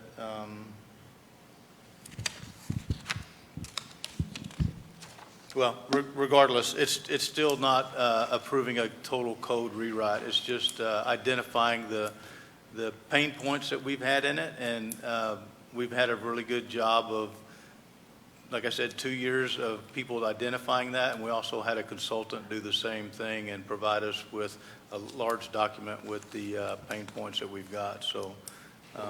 Well, the recommendation, though, says specifically direct the city manager to begin a comprehensive code rewrite. That's y'all's recommendation. I guess that's the recommendation y'all came up with, but the language specifically says comprehensive code rewrite to identify potential modifications. So that's where rewrite came from, is what I'm assuming y'all asked for. I don't see that written here, sorry. It's on the recommendation in the packet. Oh, got it, okay. I think the intent was to identify those issues and bring them back to P&Z. While change is inevitable, I think what we're looking at is the process hasn't changed as far as running it through P&Z, the appropriate advisory groups, and as well as city council to consider these on a routine basis. So I don't think we're quite at the rewrite, but we do have to identify, and I think that's the point of the item. Am I correct there, gentlemen? All righty. Your light's still on. Do you still have another comment, Councilmember Crouch? All right. Any further discussion? Seeing none, I will entertain a motion. So do we need to make the motion because the language specifically says rewrite? Do we just need to make a motion to direct the city manager to begin a comprehensive code review to identify potential modification to the codes and work with the city attorney to prepare code amendments? So is that your motion? That's my motion. Okay. Unless Alan has something to say. Do you have a motion by Councilmember Lee? Motion. Do I have a second? Motion dies for lack of a second. So do we have another motion? Motion to approve as written. Second. I have a motion, and I have a second by Councilmember Meyer. Question. I have a question by Councilmember Lee. So then you guys are wanting a rewrite? So the title, as it's written, is Identify Potential Modifications to the Codes and ask the city attorney to prepare potential code amendments. I think the sentence under there is comprehensive code rewrite, meaning don't just do one piece at a time. If there is an issue, make sure you address that whole issue throughout all of the codes, not just B3, because as we learned with fences, it touches B3, it touches the transportation code, it touches the building code, et cetera, et cetera. Alan? Mr. Mayor, if I may, council, city manager is correct. If the actual resolution in front of you, section 1 reads, the city council hereby requests the city manager review the codes and identify possible modifications. Okay, I just wanted to be sure, because they're saying it's not a rewrite, it is a rewrite. Okay, thank you. Thank you, council. We have a motion, we have a second, no further discussion. Madam Secretary, if you'll call the roll. Councilmember Crouch, Yes. Councilmember Meyer, Yes. Mayor Pro Tem Kirkland, Yes. Councilmember Plunkett, Yes. Councilmember Lee. Yes. Motion passes unanimously. Thank you, council. We'll move on to item 9F. I have a question for our city attorney prior to reading this. I'm holding a resolution and an ordinance. What are we looking at, Mr. City Attorney? Mayor, council, when we first were posting this on the agenda, the thought that it was an ordinance was necessary. But when I got into the actual drafting and preparation of this, a resolution is all that's required. So in front of you is resolution R 2023-136. And the subject matter, the topic is properly posted on the agenda to allow the council to do lots of things. But the ultimate action that's being requested by staff is approving a resolution. Thank you, sir. Item 9F is to consider action to approve the first reading of resolution number 2023-136 of the City of Bastrop, Texas, amending the Bastrop Corporation budget and creating a fourth amendment to the Visit Bastrop Agreement and move to include on the September 12, 2023 council agenda for a second reading. Second reading is not required, is it? Our charter does not require a second reading of resolutions, Mayor. Okay. But because we anticipated there being some discussion on this one, we didn't want to present it to you today as though it was a final document. Give us some feedback and we'll come back with a final version at your next meeting. Thank you, sir. I'm sorry, City Manager. Mayor and council, as we discussed, the Visit Bastrop organization was created in 2017 as a destination marketing organization independent of the city. It receives the vast majority of its funds from hotel occupancy taxes after a formula, and that formula is convention center expenses, and they get 50% of the net of whatever that is. During periods of COVID and at the very beginning when the marketing organization was formed, those amounts seemed very reasonable. We are almost a victim of our own success. As we get more and more popular and the hotel rooms get bigger, there's a more demand for other services, those very services that the destination organization is attracting to, i.e. the opera, i.e. our museum, i.e. everything along Main Street and all of the events. So one of the issues within the contract itself is what we call a true-up, which is hot funds are based on estimates. As those receipts actually come in, there is a true-up of that 50%. If you notice the attachment from last year, 1.9 million. This year, that is estimated to be 1.8 million, which includes the $75,000 that we contract with Visit Bastrop to issue additional hot funds to organizations who are going to be attracting. The goal of this particular agenda item is to create a baseline budget and free up some of those hot funds to go to things like the rodeo arena, to go to things, much needed repairs as the convention center, to go to other events that we seem to be attracting out of our own success, and quite frankly, just to make the dollar stretch further. We have 4 additional hotels in queue right now to come on board. We have a Hyatt expansion planned, and with the potential of a fifth hotel through a development agreement shortly thereafter. So it is an attempt to be more efficient and effective with our dollars and just make it stretch even further. Thank you, ma'am. City manager has laid this out. Is there any questions for our city manager? Seeing none, I'll entertain it. I do, Mayor. Sorry. Sorry. Councilmember Lee.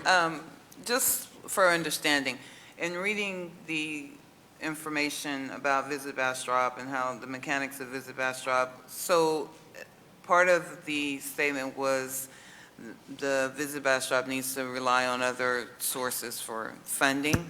So were they solely, was Visit Bastrop solely relying on just the hot funds for operations? Visit Bastrop relies on about 95 to 97% on hot funds. There is a requirement in the contract for a revenue enhancement plan that requires Visit Bastrop to create an alternative source of revenue.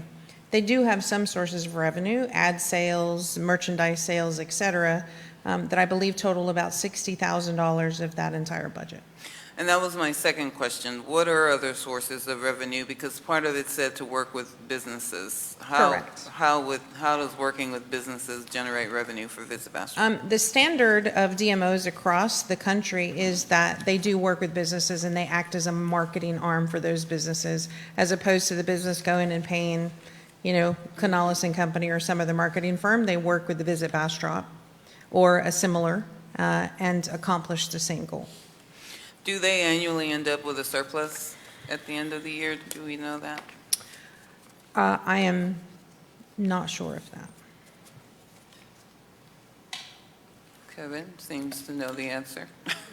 Yeah, typically, it's similar to the city budget in that, only much smaller, of course, and that, the intent is to spend, what's allocated. But there's always some conservatism in the estimates, so that you don't go over and spend money that you don't have. There is a reserve fund, or at least there used to be. I think there probably still is. But yeah, it's generally, you try to spend what you're allocated. Thank you. And because marketing dollars are so flexible, i.e., I can purchase another ad, another impression, I can purchase through another avenue, et cetera. You're able to ratchet up or ratchet down. There are some obligated contracts in here, I'm sure, through some of the advertising that they have this year. For the FY24 budget, there's about $864,000 of marketing budget allocated. Thank you. Councilmember Meyer. No, I have no discussion. I'm ready to make a motion. Okay. This has been laid out. I'll entertain a motion. Make a motion to approve. I have a motion. Do I have a second? Second. I have a second with Councilmember Crouch. Any further discussion? Mayor Pro Tem Kirkland. So, Ms. City Manager, did you have some ideas or thoughts on modifications to this document? I did. A couple of things. First of all, the contract requires, the whole purpose of the contract is to support community assets. And I laid that out in the agenda item. And so I believe there's some work that needs to be done with the marketing of those community assets, for example. The Visit Bastrop is an independent organization. So while we can't go give it marching orders, you certainly can require certain dollar funds or percentages of dollars be allocated to marketing of specific organizations. That would be something we'd have to work out contractually. The other part to that is, as I stated before, a direction for further revenue enhancement. As we move further toward the stretch and the pull and pull on the hot funds, it becomes absolutely critical for everybody to do their part.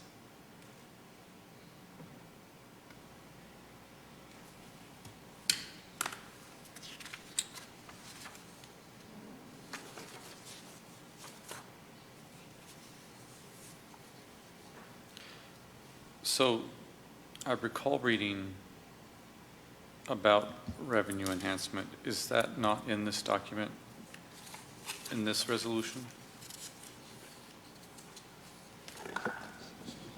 Mayor Pro Tem, I can assist with that. There's no reference to that. It's already in the existing contract. Yes. Okay. It's already a requirement. Got it. And That's so what I saw believe then. what the staff report says is that staff will be working more closely with Visit Bastrop to move that item forward, but there's no additional reason to require what's already in the contract. Correct. Okay, thank you. And then you said require marketing with other organizations.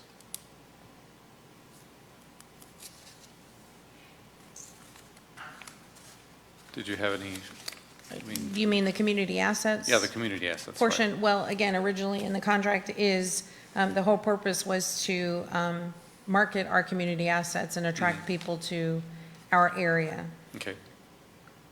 So, but is there, do you think that we need to modify something in this document to that effect, or is that already in the master? It's already in the document. Okay. Our improved metrics should require what we are actually doing with those assets and how we have improved visibility. Okay. So then, are you suggesting that we approve this document as is, or do you think we should make changes to it?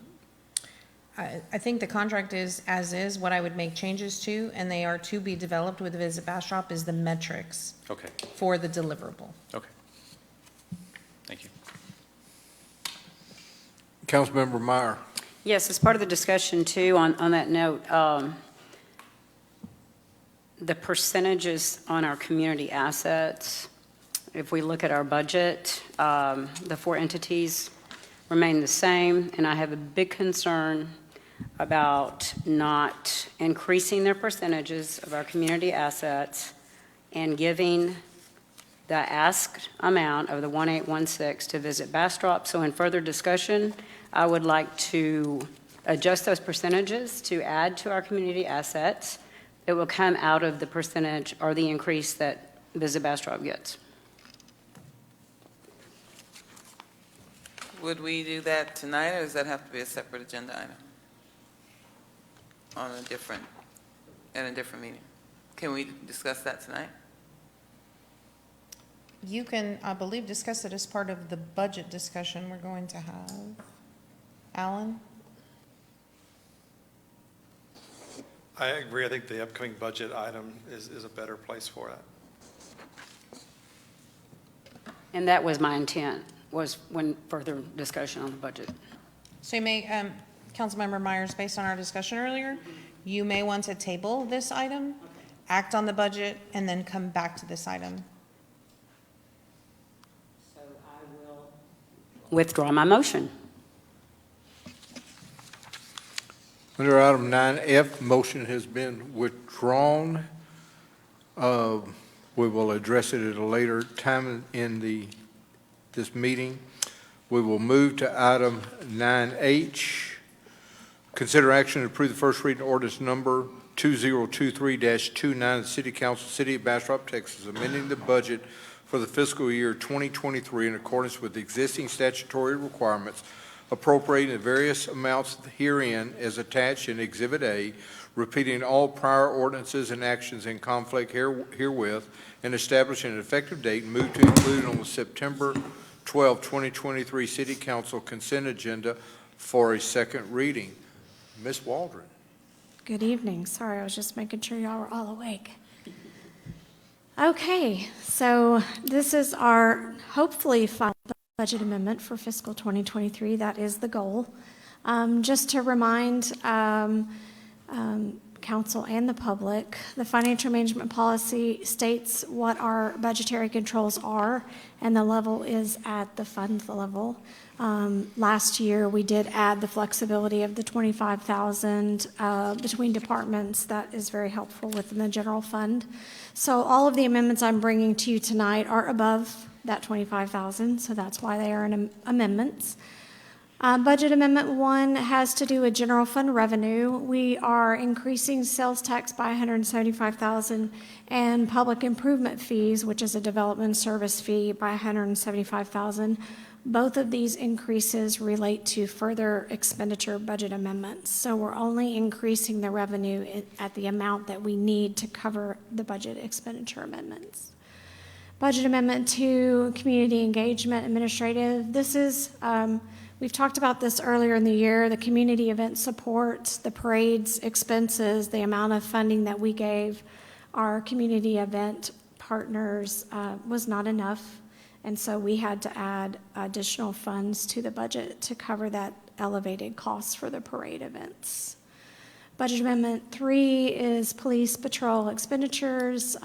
We have we kind of discovered it during the fiscal 24 calculations on the salaries that holiday hours for police were not part of total hours, which does throw us off on the budget. So we have corrected fiscal 24's budget going forward, but this is to amend their current budget for operational salaries. They were also falling short in their overtime.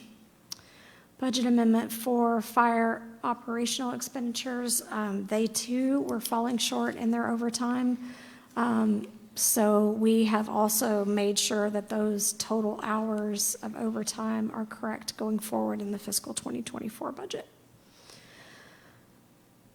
This is for development services. So the last budget amendment we brought was just to establish the FTEs. At that time, we were not ready to bring dollars. But now that almost all of the positions have been filled, we were able to run some projections, and this is the amount of money we will need in that department to finish out the rest of the fiscal year with the restructuring. This is just a quick summary to show that we did not touch fund balance with this budget amendment. It is an increase in revenue and increase in expenditures with a net change of 0. So for our other funds, budget amendment number 6, water and wastewater. Water and wastewater operating fund has been tasked very hard this year.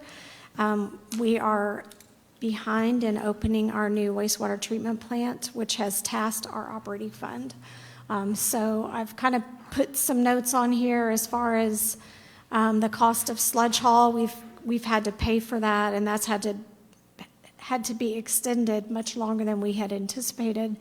Chemical cost, but the revenue in the account is actually strong. So this is also a neutral amendment.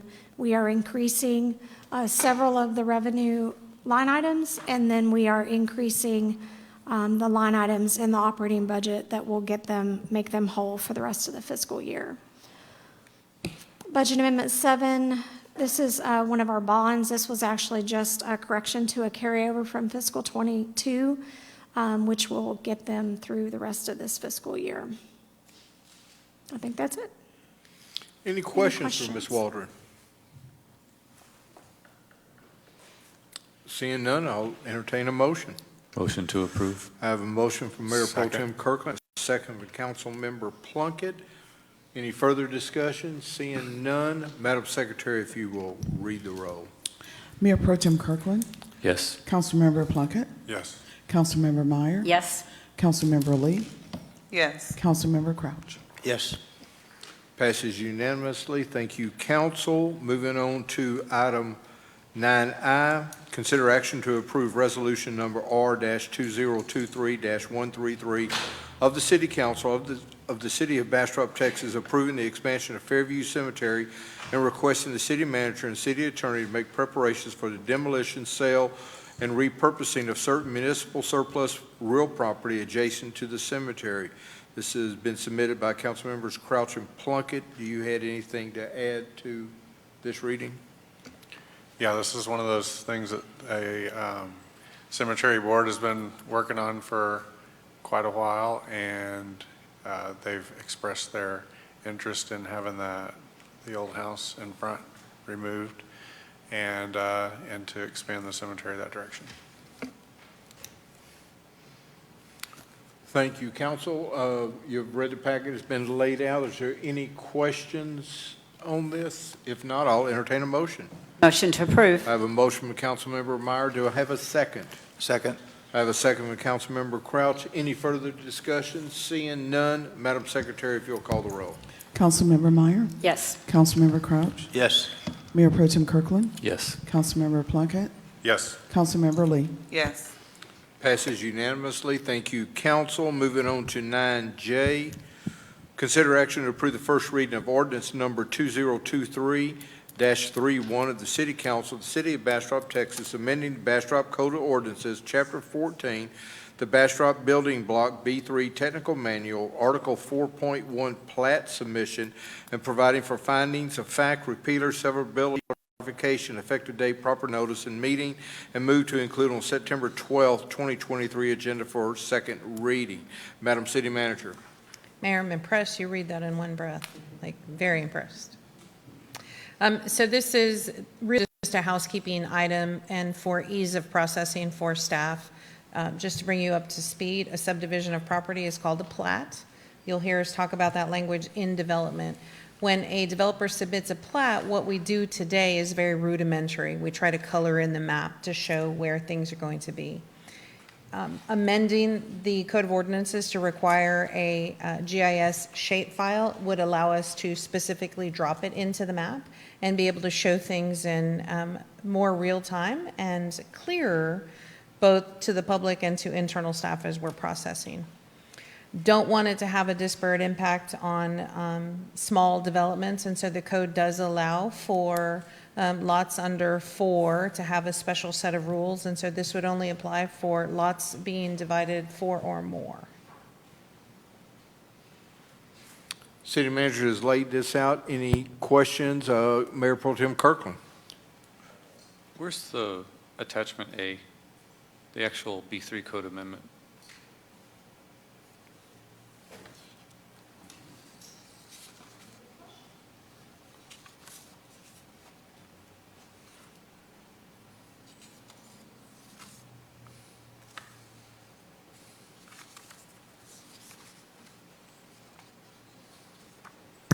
Are you reading that in the resolution itself? In the packet, page 324 or so, it's just a blank page.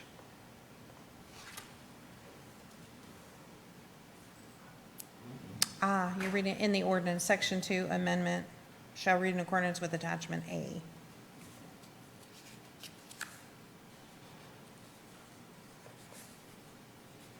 It is a blank page.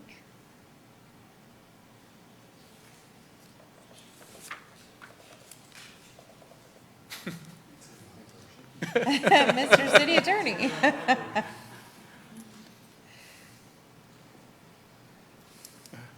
No, we have, it's attachment A, like the third page of that. See if I can get that to Colin to get it up.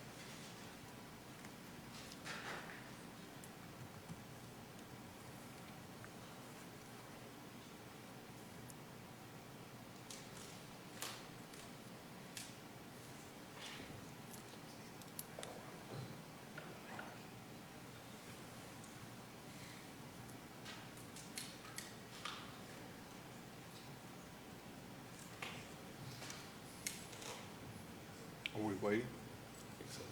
We are. I don't have it. Do you have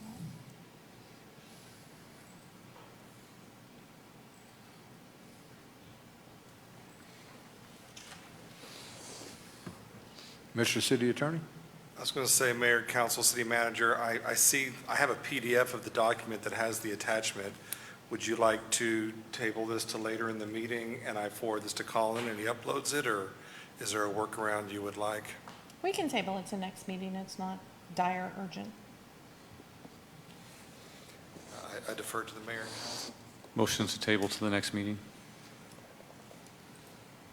I have a motion to table. Second. I have a second. Madam Secretary, if you'll call the roll. Mayor Pro Tem Kirkland, Yes. Councilmember Crouch, And it was Plunkett. Councilmember Plunkett. Sorry. No problem. Councilmember Meyer, Yes. Councilmember Lee, Yes. Councilmember Crouch. Yes. I just feel sorry for Jimmy. Thank you, council. This item has been tabled to our next appropriate meeting.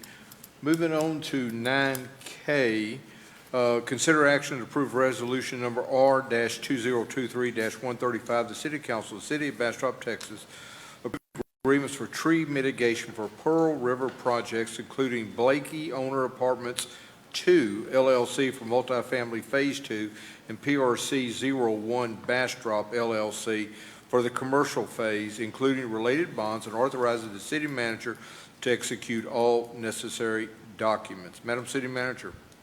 Mayor and council, we do have reps from Pearl River here if you would like to have a discussion after the fact. Pearl River is our first project under the B3 code that has tree mitigation associated with it and into the tree fund.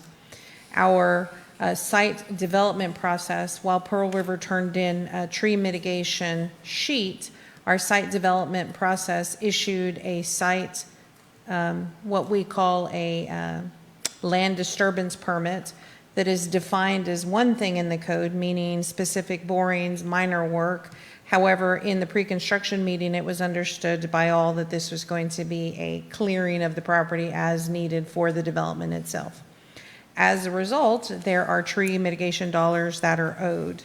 In order to allow the development to move forward, which is in several different pieces, we worked out an agreement with Pearl River allowing them to put up a bond, considering the trees a public improvement.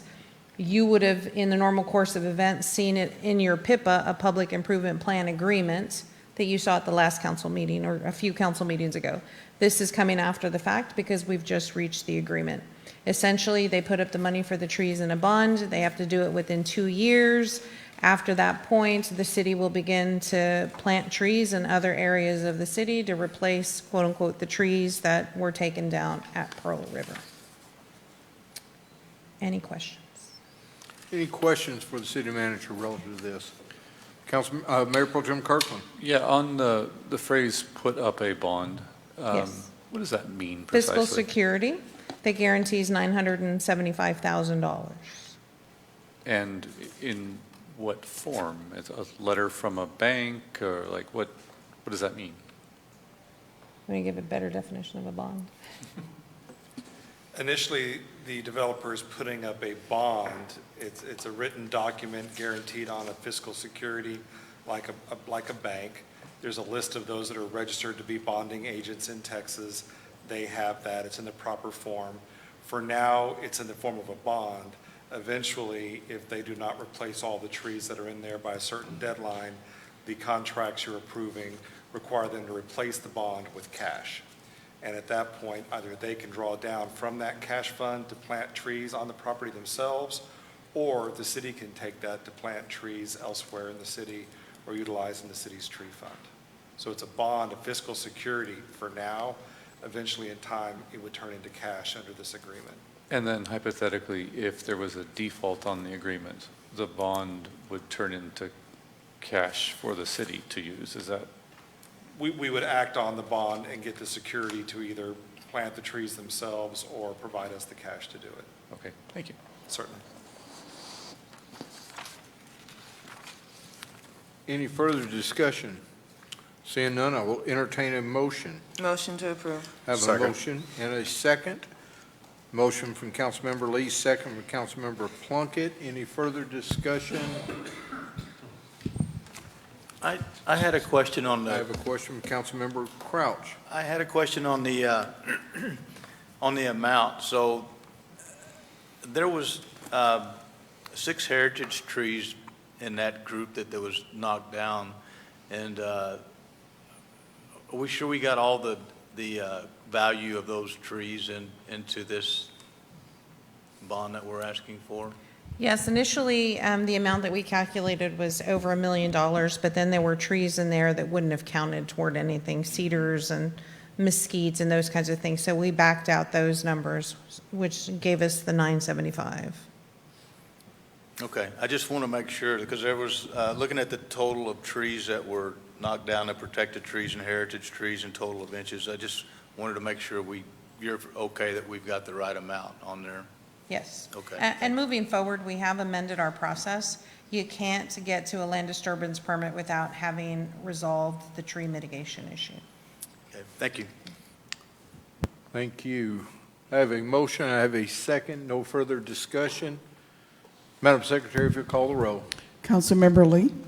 Yes. Councilmember Plunkett? Yes. Councilmember Meyer? Yes. Mayor Pro Tem Kirkland? Yes. Councilmember Crouch? Yes. Council, I'm pleased to announce that this is the last item before we go into executive session. Item 9L, discussion and consider action on the proposed tax rate for fiscal year 2023-2024 and determine the appropriate tax rate to apply for budget for fiscal year 2023-2024. This has been submitted by Mayor Pro Tem Kirkland and Councilmember Crouch. Gentlemen, do you all have something you want to add to this reading? Yes, certainly. Thank you, Mayor. I was delivering my daughter to college during the budget discussion where this took place, and I was also listening in online. And as the city manager said at the beginning of that discussion, I had advocated for setting the tax rate at the no new revenue rate. And so when I came back, I did a whole bunch of digging and reading and training from Tracy and creating spreadsheets and so on, and I have determined that if we set the tax rate at the no new revenue rate, it would save the average taxpayer $10 per year. And so I would like to withdraw my request to change it. Done. Can I say something, although it was robust conversation, I'll just let y'all know. Yeah. I said we were going to agree to disagree, and I would arm wrestle, and I think people put money on me instead because my arms are bigger, I think, just because of that. But it did generate a very good conversation that I think the public and the residents need to understand. Having been as poor as one could be as an immigrant in this country, there are things that hit your pocketbook more than others. And some of those are the things that some of our residents are held hostage to. And that is our electric rate, and that is our water rate. People make decisions on food and medication based on the bills. And you can't get away from how much electricity and water you're using. You can with a certain extent, but we do have base rates. Our general fund has large transfers from our utilities. In the course of city business, it is normal for enterprise funds to contribute to the general fund. Those are proprietary funds. They're supposed to make money. We have a lot of work to do in our water and wastewater, and there's already upward pressure on the rates. So we have to really be cognizant of those things. And as I spoke to the council early on in the year, start to reduce the reliance on the BP&L transfer as well. Those are upward rates because we have a pass-through from LCRA. So I'm sensitive to Councilmember Kirkland's desire for the tax rate. I would love to do that, but we need to work toward that as we reduce our reliance on those enterprise funds to give our residents real and meaningful relief. And one last thing from me. I want to thank the staff and the city manager for doing so much work to keep the spending down in the budget that was created. Thank you for that. Thank you. Thanks to both of y'all. One of the things I'd like for council to consider, oftentimes in the past when budgets have been developed, the budget is developed and then the tax rate is adopted to meet the needs of that budget. Perhaps as we enter into next year, we have our starting point as a no new revenue rate and work from there. If the budget requires more money, we would have to make that decision. Just as something to consider. And we need to start that early in our budget discussion. Back to the item at hand, 9L is being withdrawn. Am I correct, Mr. Kirkland? As far as the action that I was intending to have a discussion about, I no longer feel it's necessary or fruitful. Having said that, this may also be an opportunity to discuss the Visit Bastrop and other budget things. Okay, Councilmember Crouch has his light on. I just wanted to commend Councilmember Kirkland for bringing up the item and doing the amount of research that was done on that. I don't know how many spreadsheets he burned up. Several. In the past week, but I can guarantee the citizens that we looked at every avenue completely possible to get a no tax rate increase on that. So commend John for doing that the past week. As has been mentioned, this is a point where we can discuss Councilmember Myers' issue, request. Am I reading that correctly, Councilmember Meyer?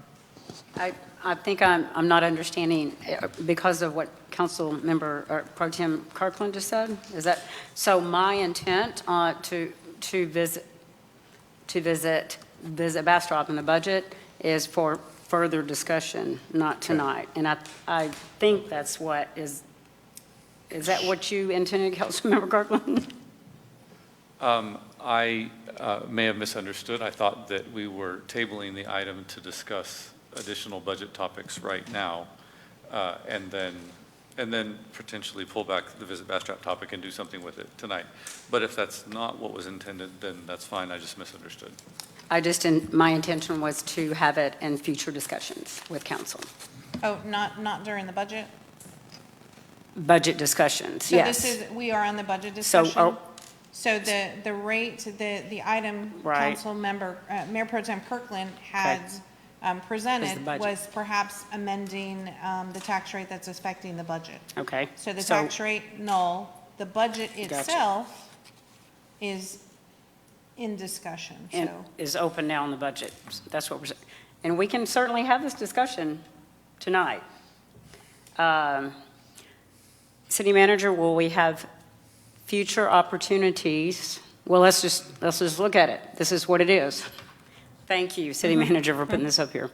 So my concern on the community assets, they were kept at the same budget. They had requested increases. We didn't increase. We gave them the same budget as we did prior year. So my thought was we will increase their budget by 15%.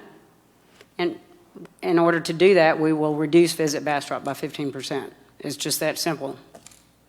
That was my formula.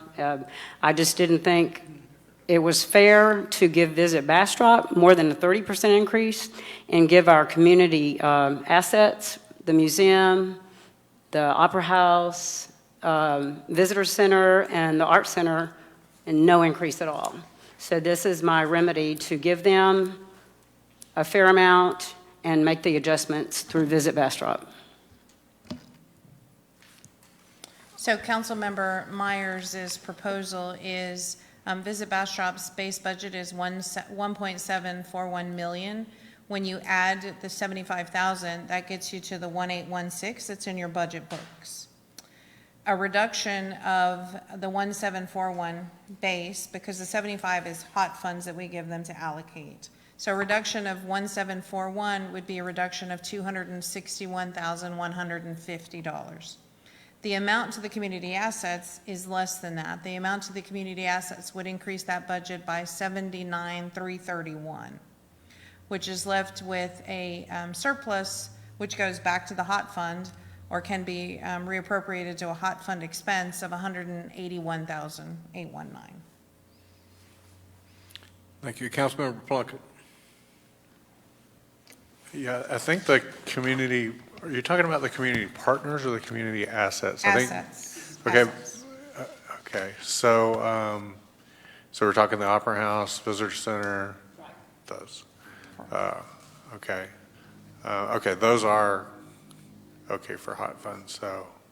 Yes, and they had a zero increase this year, I think is the conversation with Councilmember Myers, that there was a flat, no increase to the assets. Councilmember Lee. Thank you, Mayor. And thank you, Cynthia, for actually thinking of the community assets. I think that's great. I like what you've presented to us. I do have a question though about the agenda, because the agenda item specifically says action on the proposed tax rate itself. Is this something we can vote on? Because the agenda item was specific to the proposed tax rate, not community asset funding. What I would suggest, Mayor, Council, and City Manager, is that in reality, we're looking at 9L, which is the budget and tax rate, but we're also revisiting 9F, Okay. which involves Visit Bastrop's budget and a possible Fourth Amendment to their agreement. Okay. So on 9L, we're discussing the budget and what the budget is going to be. We've had our discussion, and correct me if I'm incorrect, City Attorney, we've merely had a discussion, but the action is going to be on 9L or 9F? I think the action item that staff is looking for, at least I'll speak for myself, the city attorney is looking for guidance on the resolution to amend the contract with Visit Bastrop, including their budget, and we'll come back to you with a final draft at your next meeting. And so what you have in front of you is a rough first draft. And the number one thing that I think what Councilmember Meyer is bringing up is one aspect of their budget.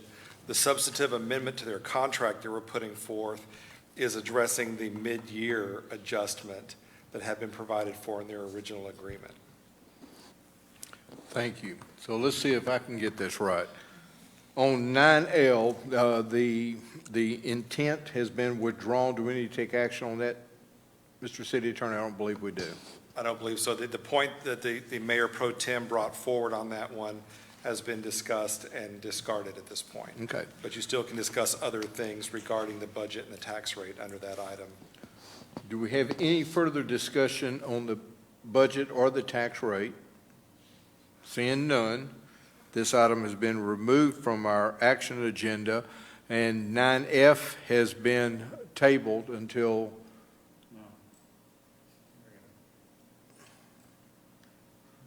I thought they were going to come back with another. Yes, so you need a motion to untable. Motion to untable 9F. Second. I have a motion on the table and a second. Madam Secretary, if you'll call the roll.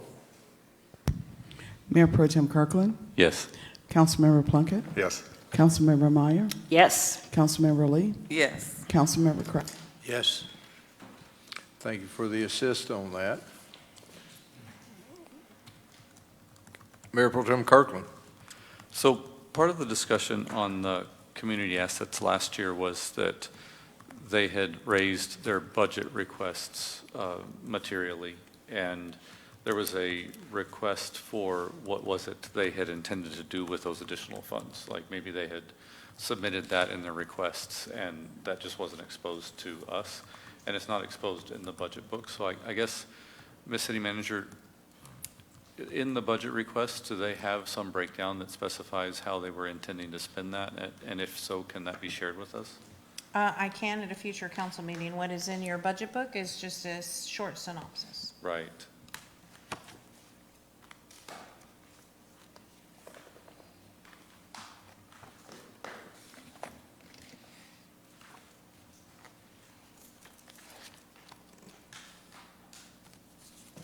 On that topic also, I looked at the previous year when it was quite a bit of an increase. It was quite a big percentage. And that's how I came to the 15%, because it seemed reasonable as a measure to make it work for the city and for the community assets. And that's why I didn't do the ask of what they had previous year. I thought 15%, that's how I got that number.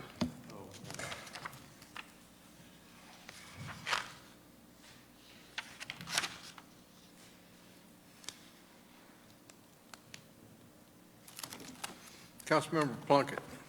It seems to me at this time it would be appropriate to go ahead and approve the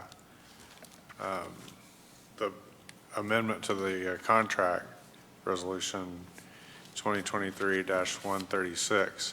And at a later time when we have more information, we can adjust the budget for the community assets.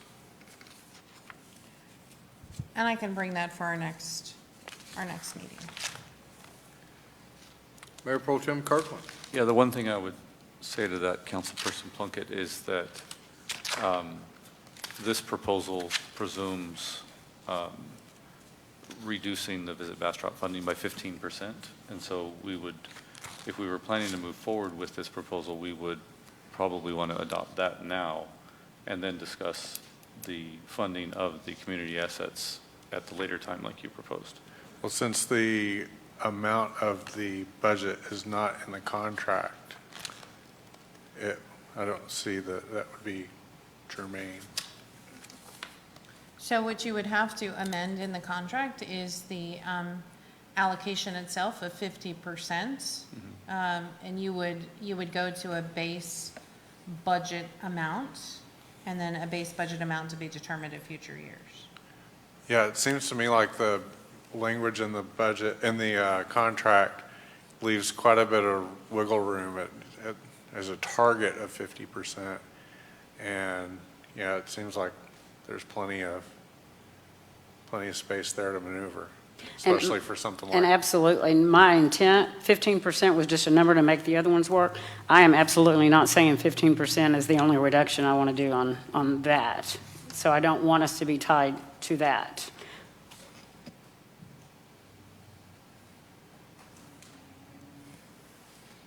Ellen, correct me if I'm wrong, that contract says a floor of 45%.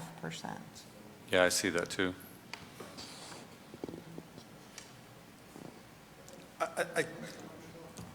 I'm hearing some pretty good feedback from city council that I think the manager and I can use to bring back the second version of this resolution at your next meeting. But the language in the actual agreement, which although the agreement's been amended 3 times, the original language is still there from 2017.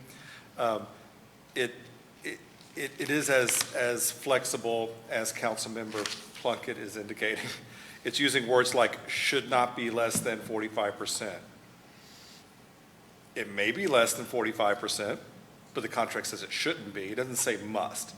And this issue of the 50% target, well, a target is sort of a soft number in legal terms. And so if the council is supportive of what our city manager is suggesting, that we move away from these percentages and instead have a solid baseline number that's approved annually in the budget, then that's one more modification that we'll make to this 4th amendment and bring back to you for second reading and approval at your next meeting. Thank you for that clarity. So, point of order, I understand there was a motion made. There had been a motion on 9F. Yes, Kevin's saying he made a motion. Okay. Can you repeat the motion? Can the motion be repeated? Move to approve as read, 2023-136. I have a motion. So can I second it again? Because I've seconded it the first And time. we it already was have a brought motion. up. We have a second. Any further discussion? Everybody knows what we're voting on now. So, No, I do not. Mayor Pro Tem Kirkland. yeah, I guess I thought that we were going to get another copy at the next meeting before approving it. Is that not the case? Both of those things are true. This was set for you to have approval on first reading and bring back the document for final second approval at your next meeting, Okay. including any modifications or changes or direction given to us by council. So it is a resolution, but procedurally, we're sort of treating it like an ordinance because we wanted to have this discussion and get some feedback from the group. And for the record, Visit Bastrop is asking, where's the 4th amendment? And I'm going, we don't have it yet. We're looking for direction from the council to write that. Correct. I have not shopped this amendment around to anybody because I thought it would be premature. Yeah, okay. So we have a motion, we have a second. It's a, they can bring back for the second reading, and the motion did allow for a second reading on our September 12th meeting. So we can bring back a final document at that time. Does that satisfy your question, Mayor Pro Tem?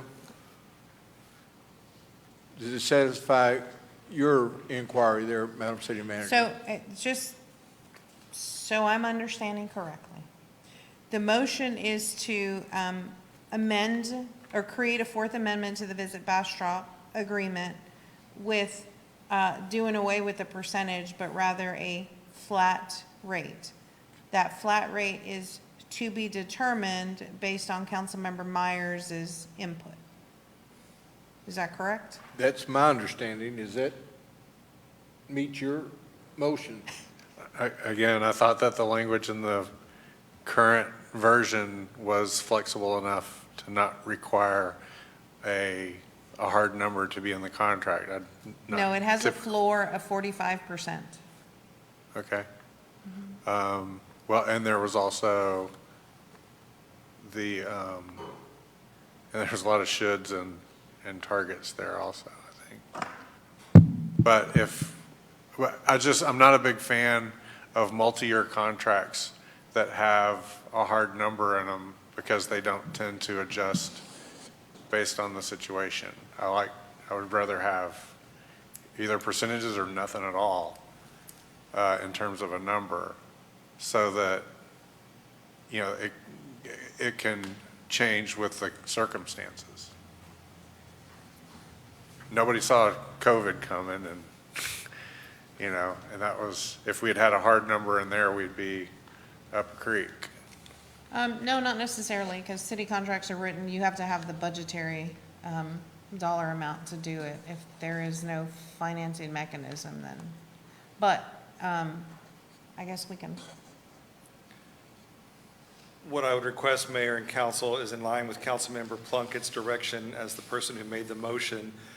We will explore language that may take away the percentages and just make this subject to the amount that's annually appropriated by the City Council. And that's typically how we do handle such contracts. They would make their presentation, they would show us their multi-year commitments, and you'd be able to figure out the dollar amount that's appropriate based on their obligations and their operating budget. And so it doesn't have to have a percentage in there going forward. I believe that's consistent with what the city manager was suggesting too. So I'll take that feedback. If you approve this, you'll see a new version at second reading that incorporates the changes and direction you've given us tonight. Again, I'll refer back to you. Does that satisfy your inquiry? It does, yes. Madam City Manager, did we provide you clear direction? I hate to say no, Okay. but no. We're going to make sure that it's clear. Only because I just had the conversation with Councilmember Myers today. I hear Councilmembers Plunkett's comments about percentage or nothing at all. We have the annual appropriation. It really would be good for the city attorney and I to at least be able to hash it out and bring you something that is viable, that you can read and understand, as opposed to we're going to kind of craft it and you'll get to vote on it next time. That doesn't give me a warm and fuzzy. Well, I'm perfectly fine with withdrawing the motion. I thought you needed to have it in your pocket for something. So, yeah, if you don't need it, then I say I withdraw the motion. And I motion to table. And I withdraw my second. Again.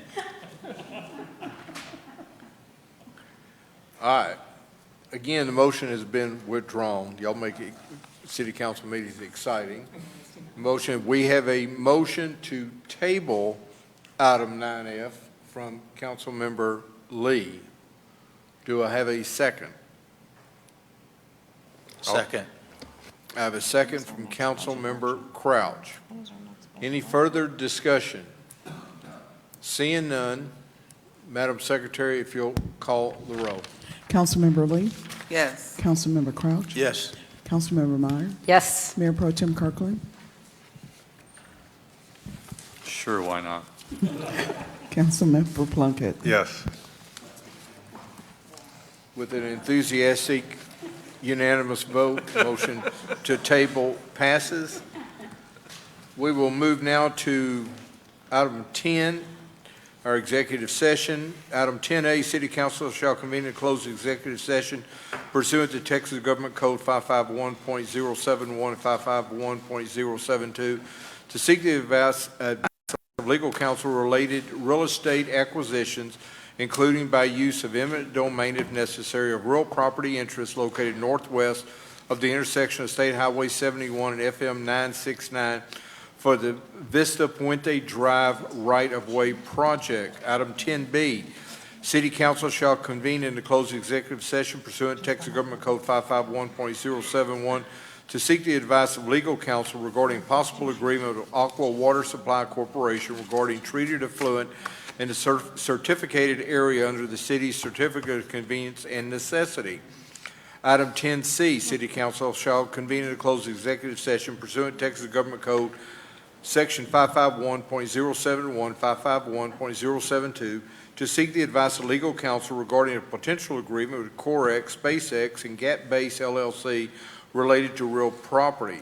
Item 10D, City Council shall convene in a closed executive session pursuant to Texas Government Code Section 551.071 and 551.072 to seek the advice of legal counsel regarding real estate matters, including a potential lease of the Rodeo Arena at Mayfest Park and matters related to Fisherman's Park. It is 9:01. We are in executive session. It is 9:53. We are out of executive session and back in regular session. I believe we have a motion. Yeah, I move that the City of Bastrop authorize the use of power of eminent domain to acquire the property interests, which are described more fully in the metes and bounds in the exhibit attached to the written resolution for the public use of the right-of-way and related facilities for the Vista Puente Drive right-of-way project. We have a motion. Do I have a second? Second. I have a second from Councilmember Crouch. Any further discussion? Seeing none, Madam Secretary, if you will call the roll. Councilmember Plunkett? Yes. Councilmember Crouch? Yes. Councilmember Meyer? Yes. Mayor Pro Tem Kirkland? Yes. Councilmember Lee? Thank you, council. Motion passes unanimously. We are moving on to item 12, adjournment. I'll entertain a motion. Motion to adjourn? I have a motion. Second. And I have a second. We stand adjourned. Thank y'all very much. I was just hoping nobody would withdraw, would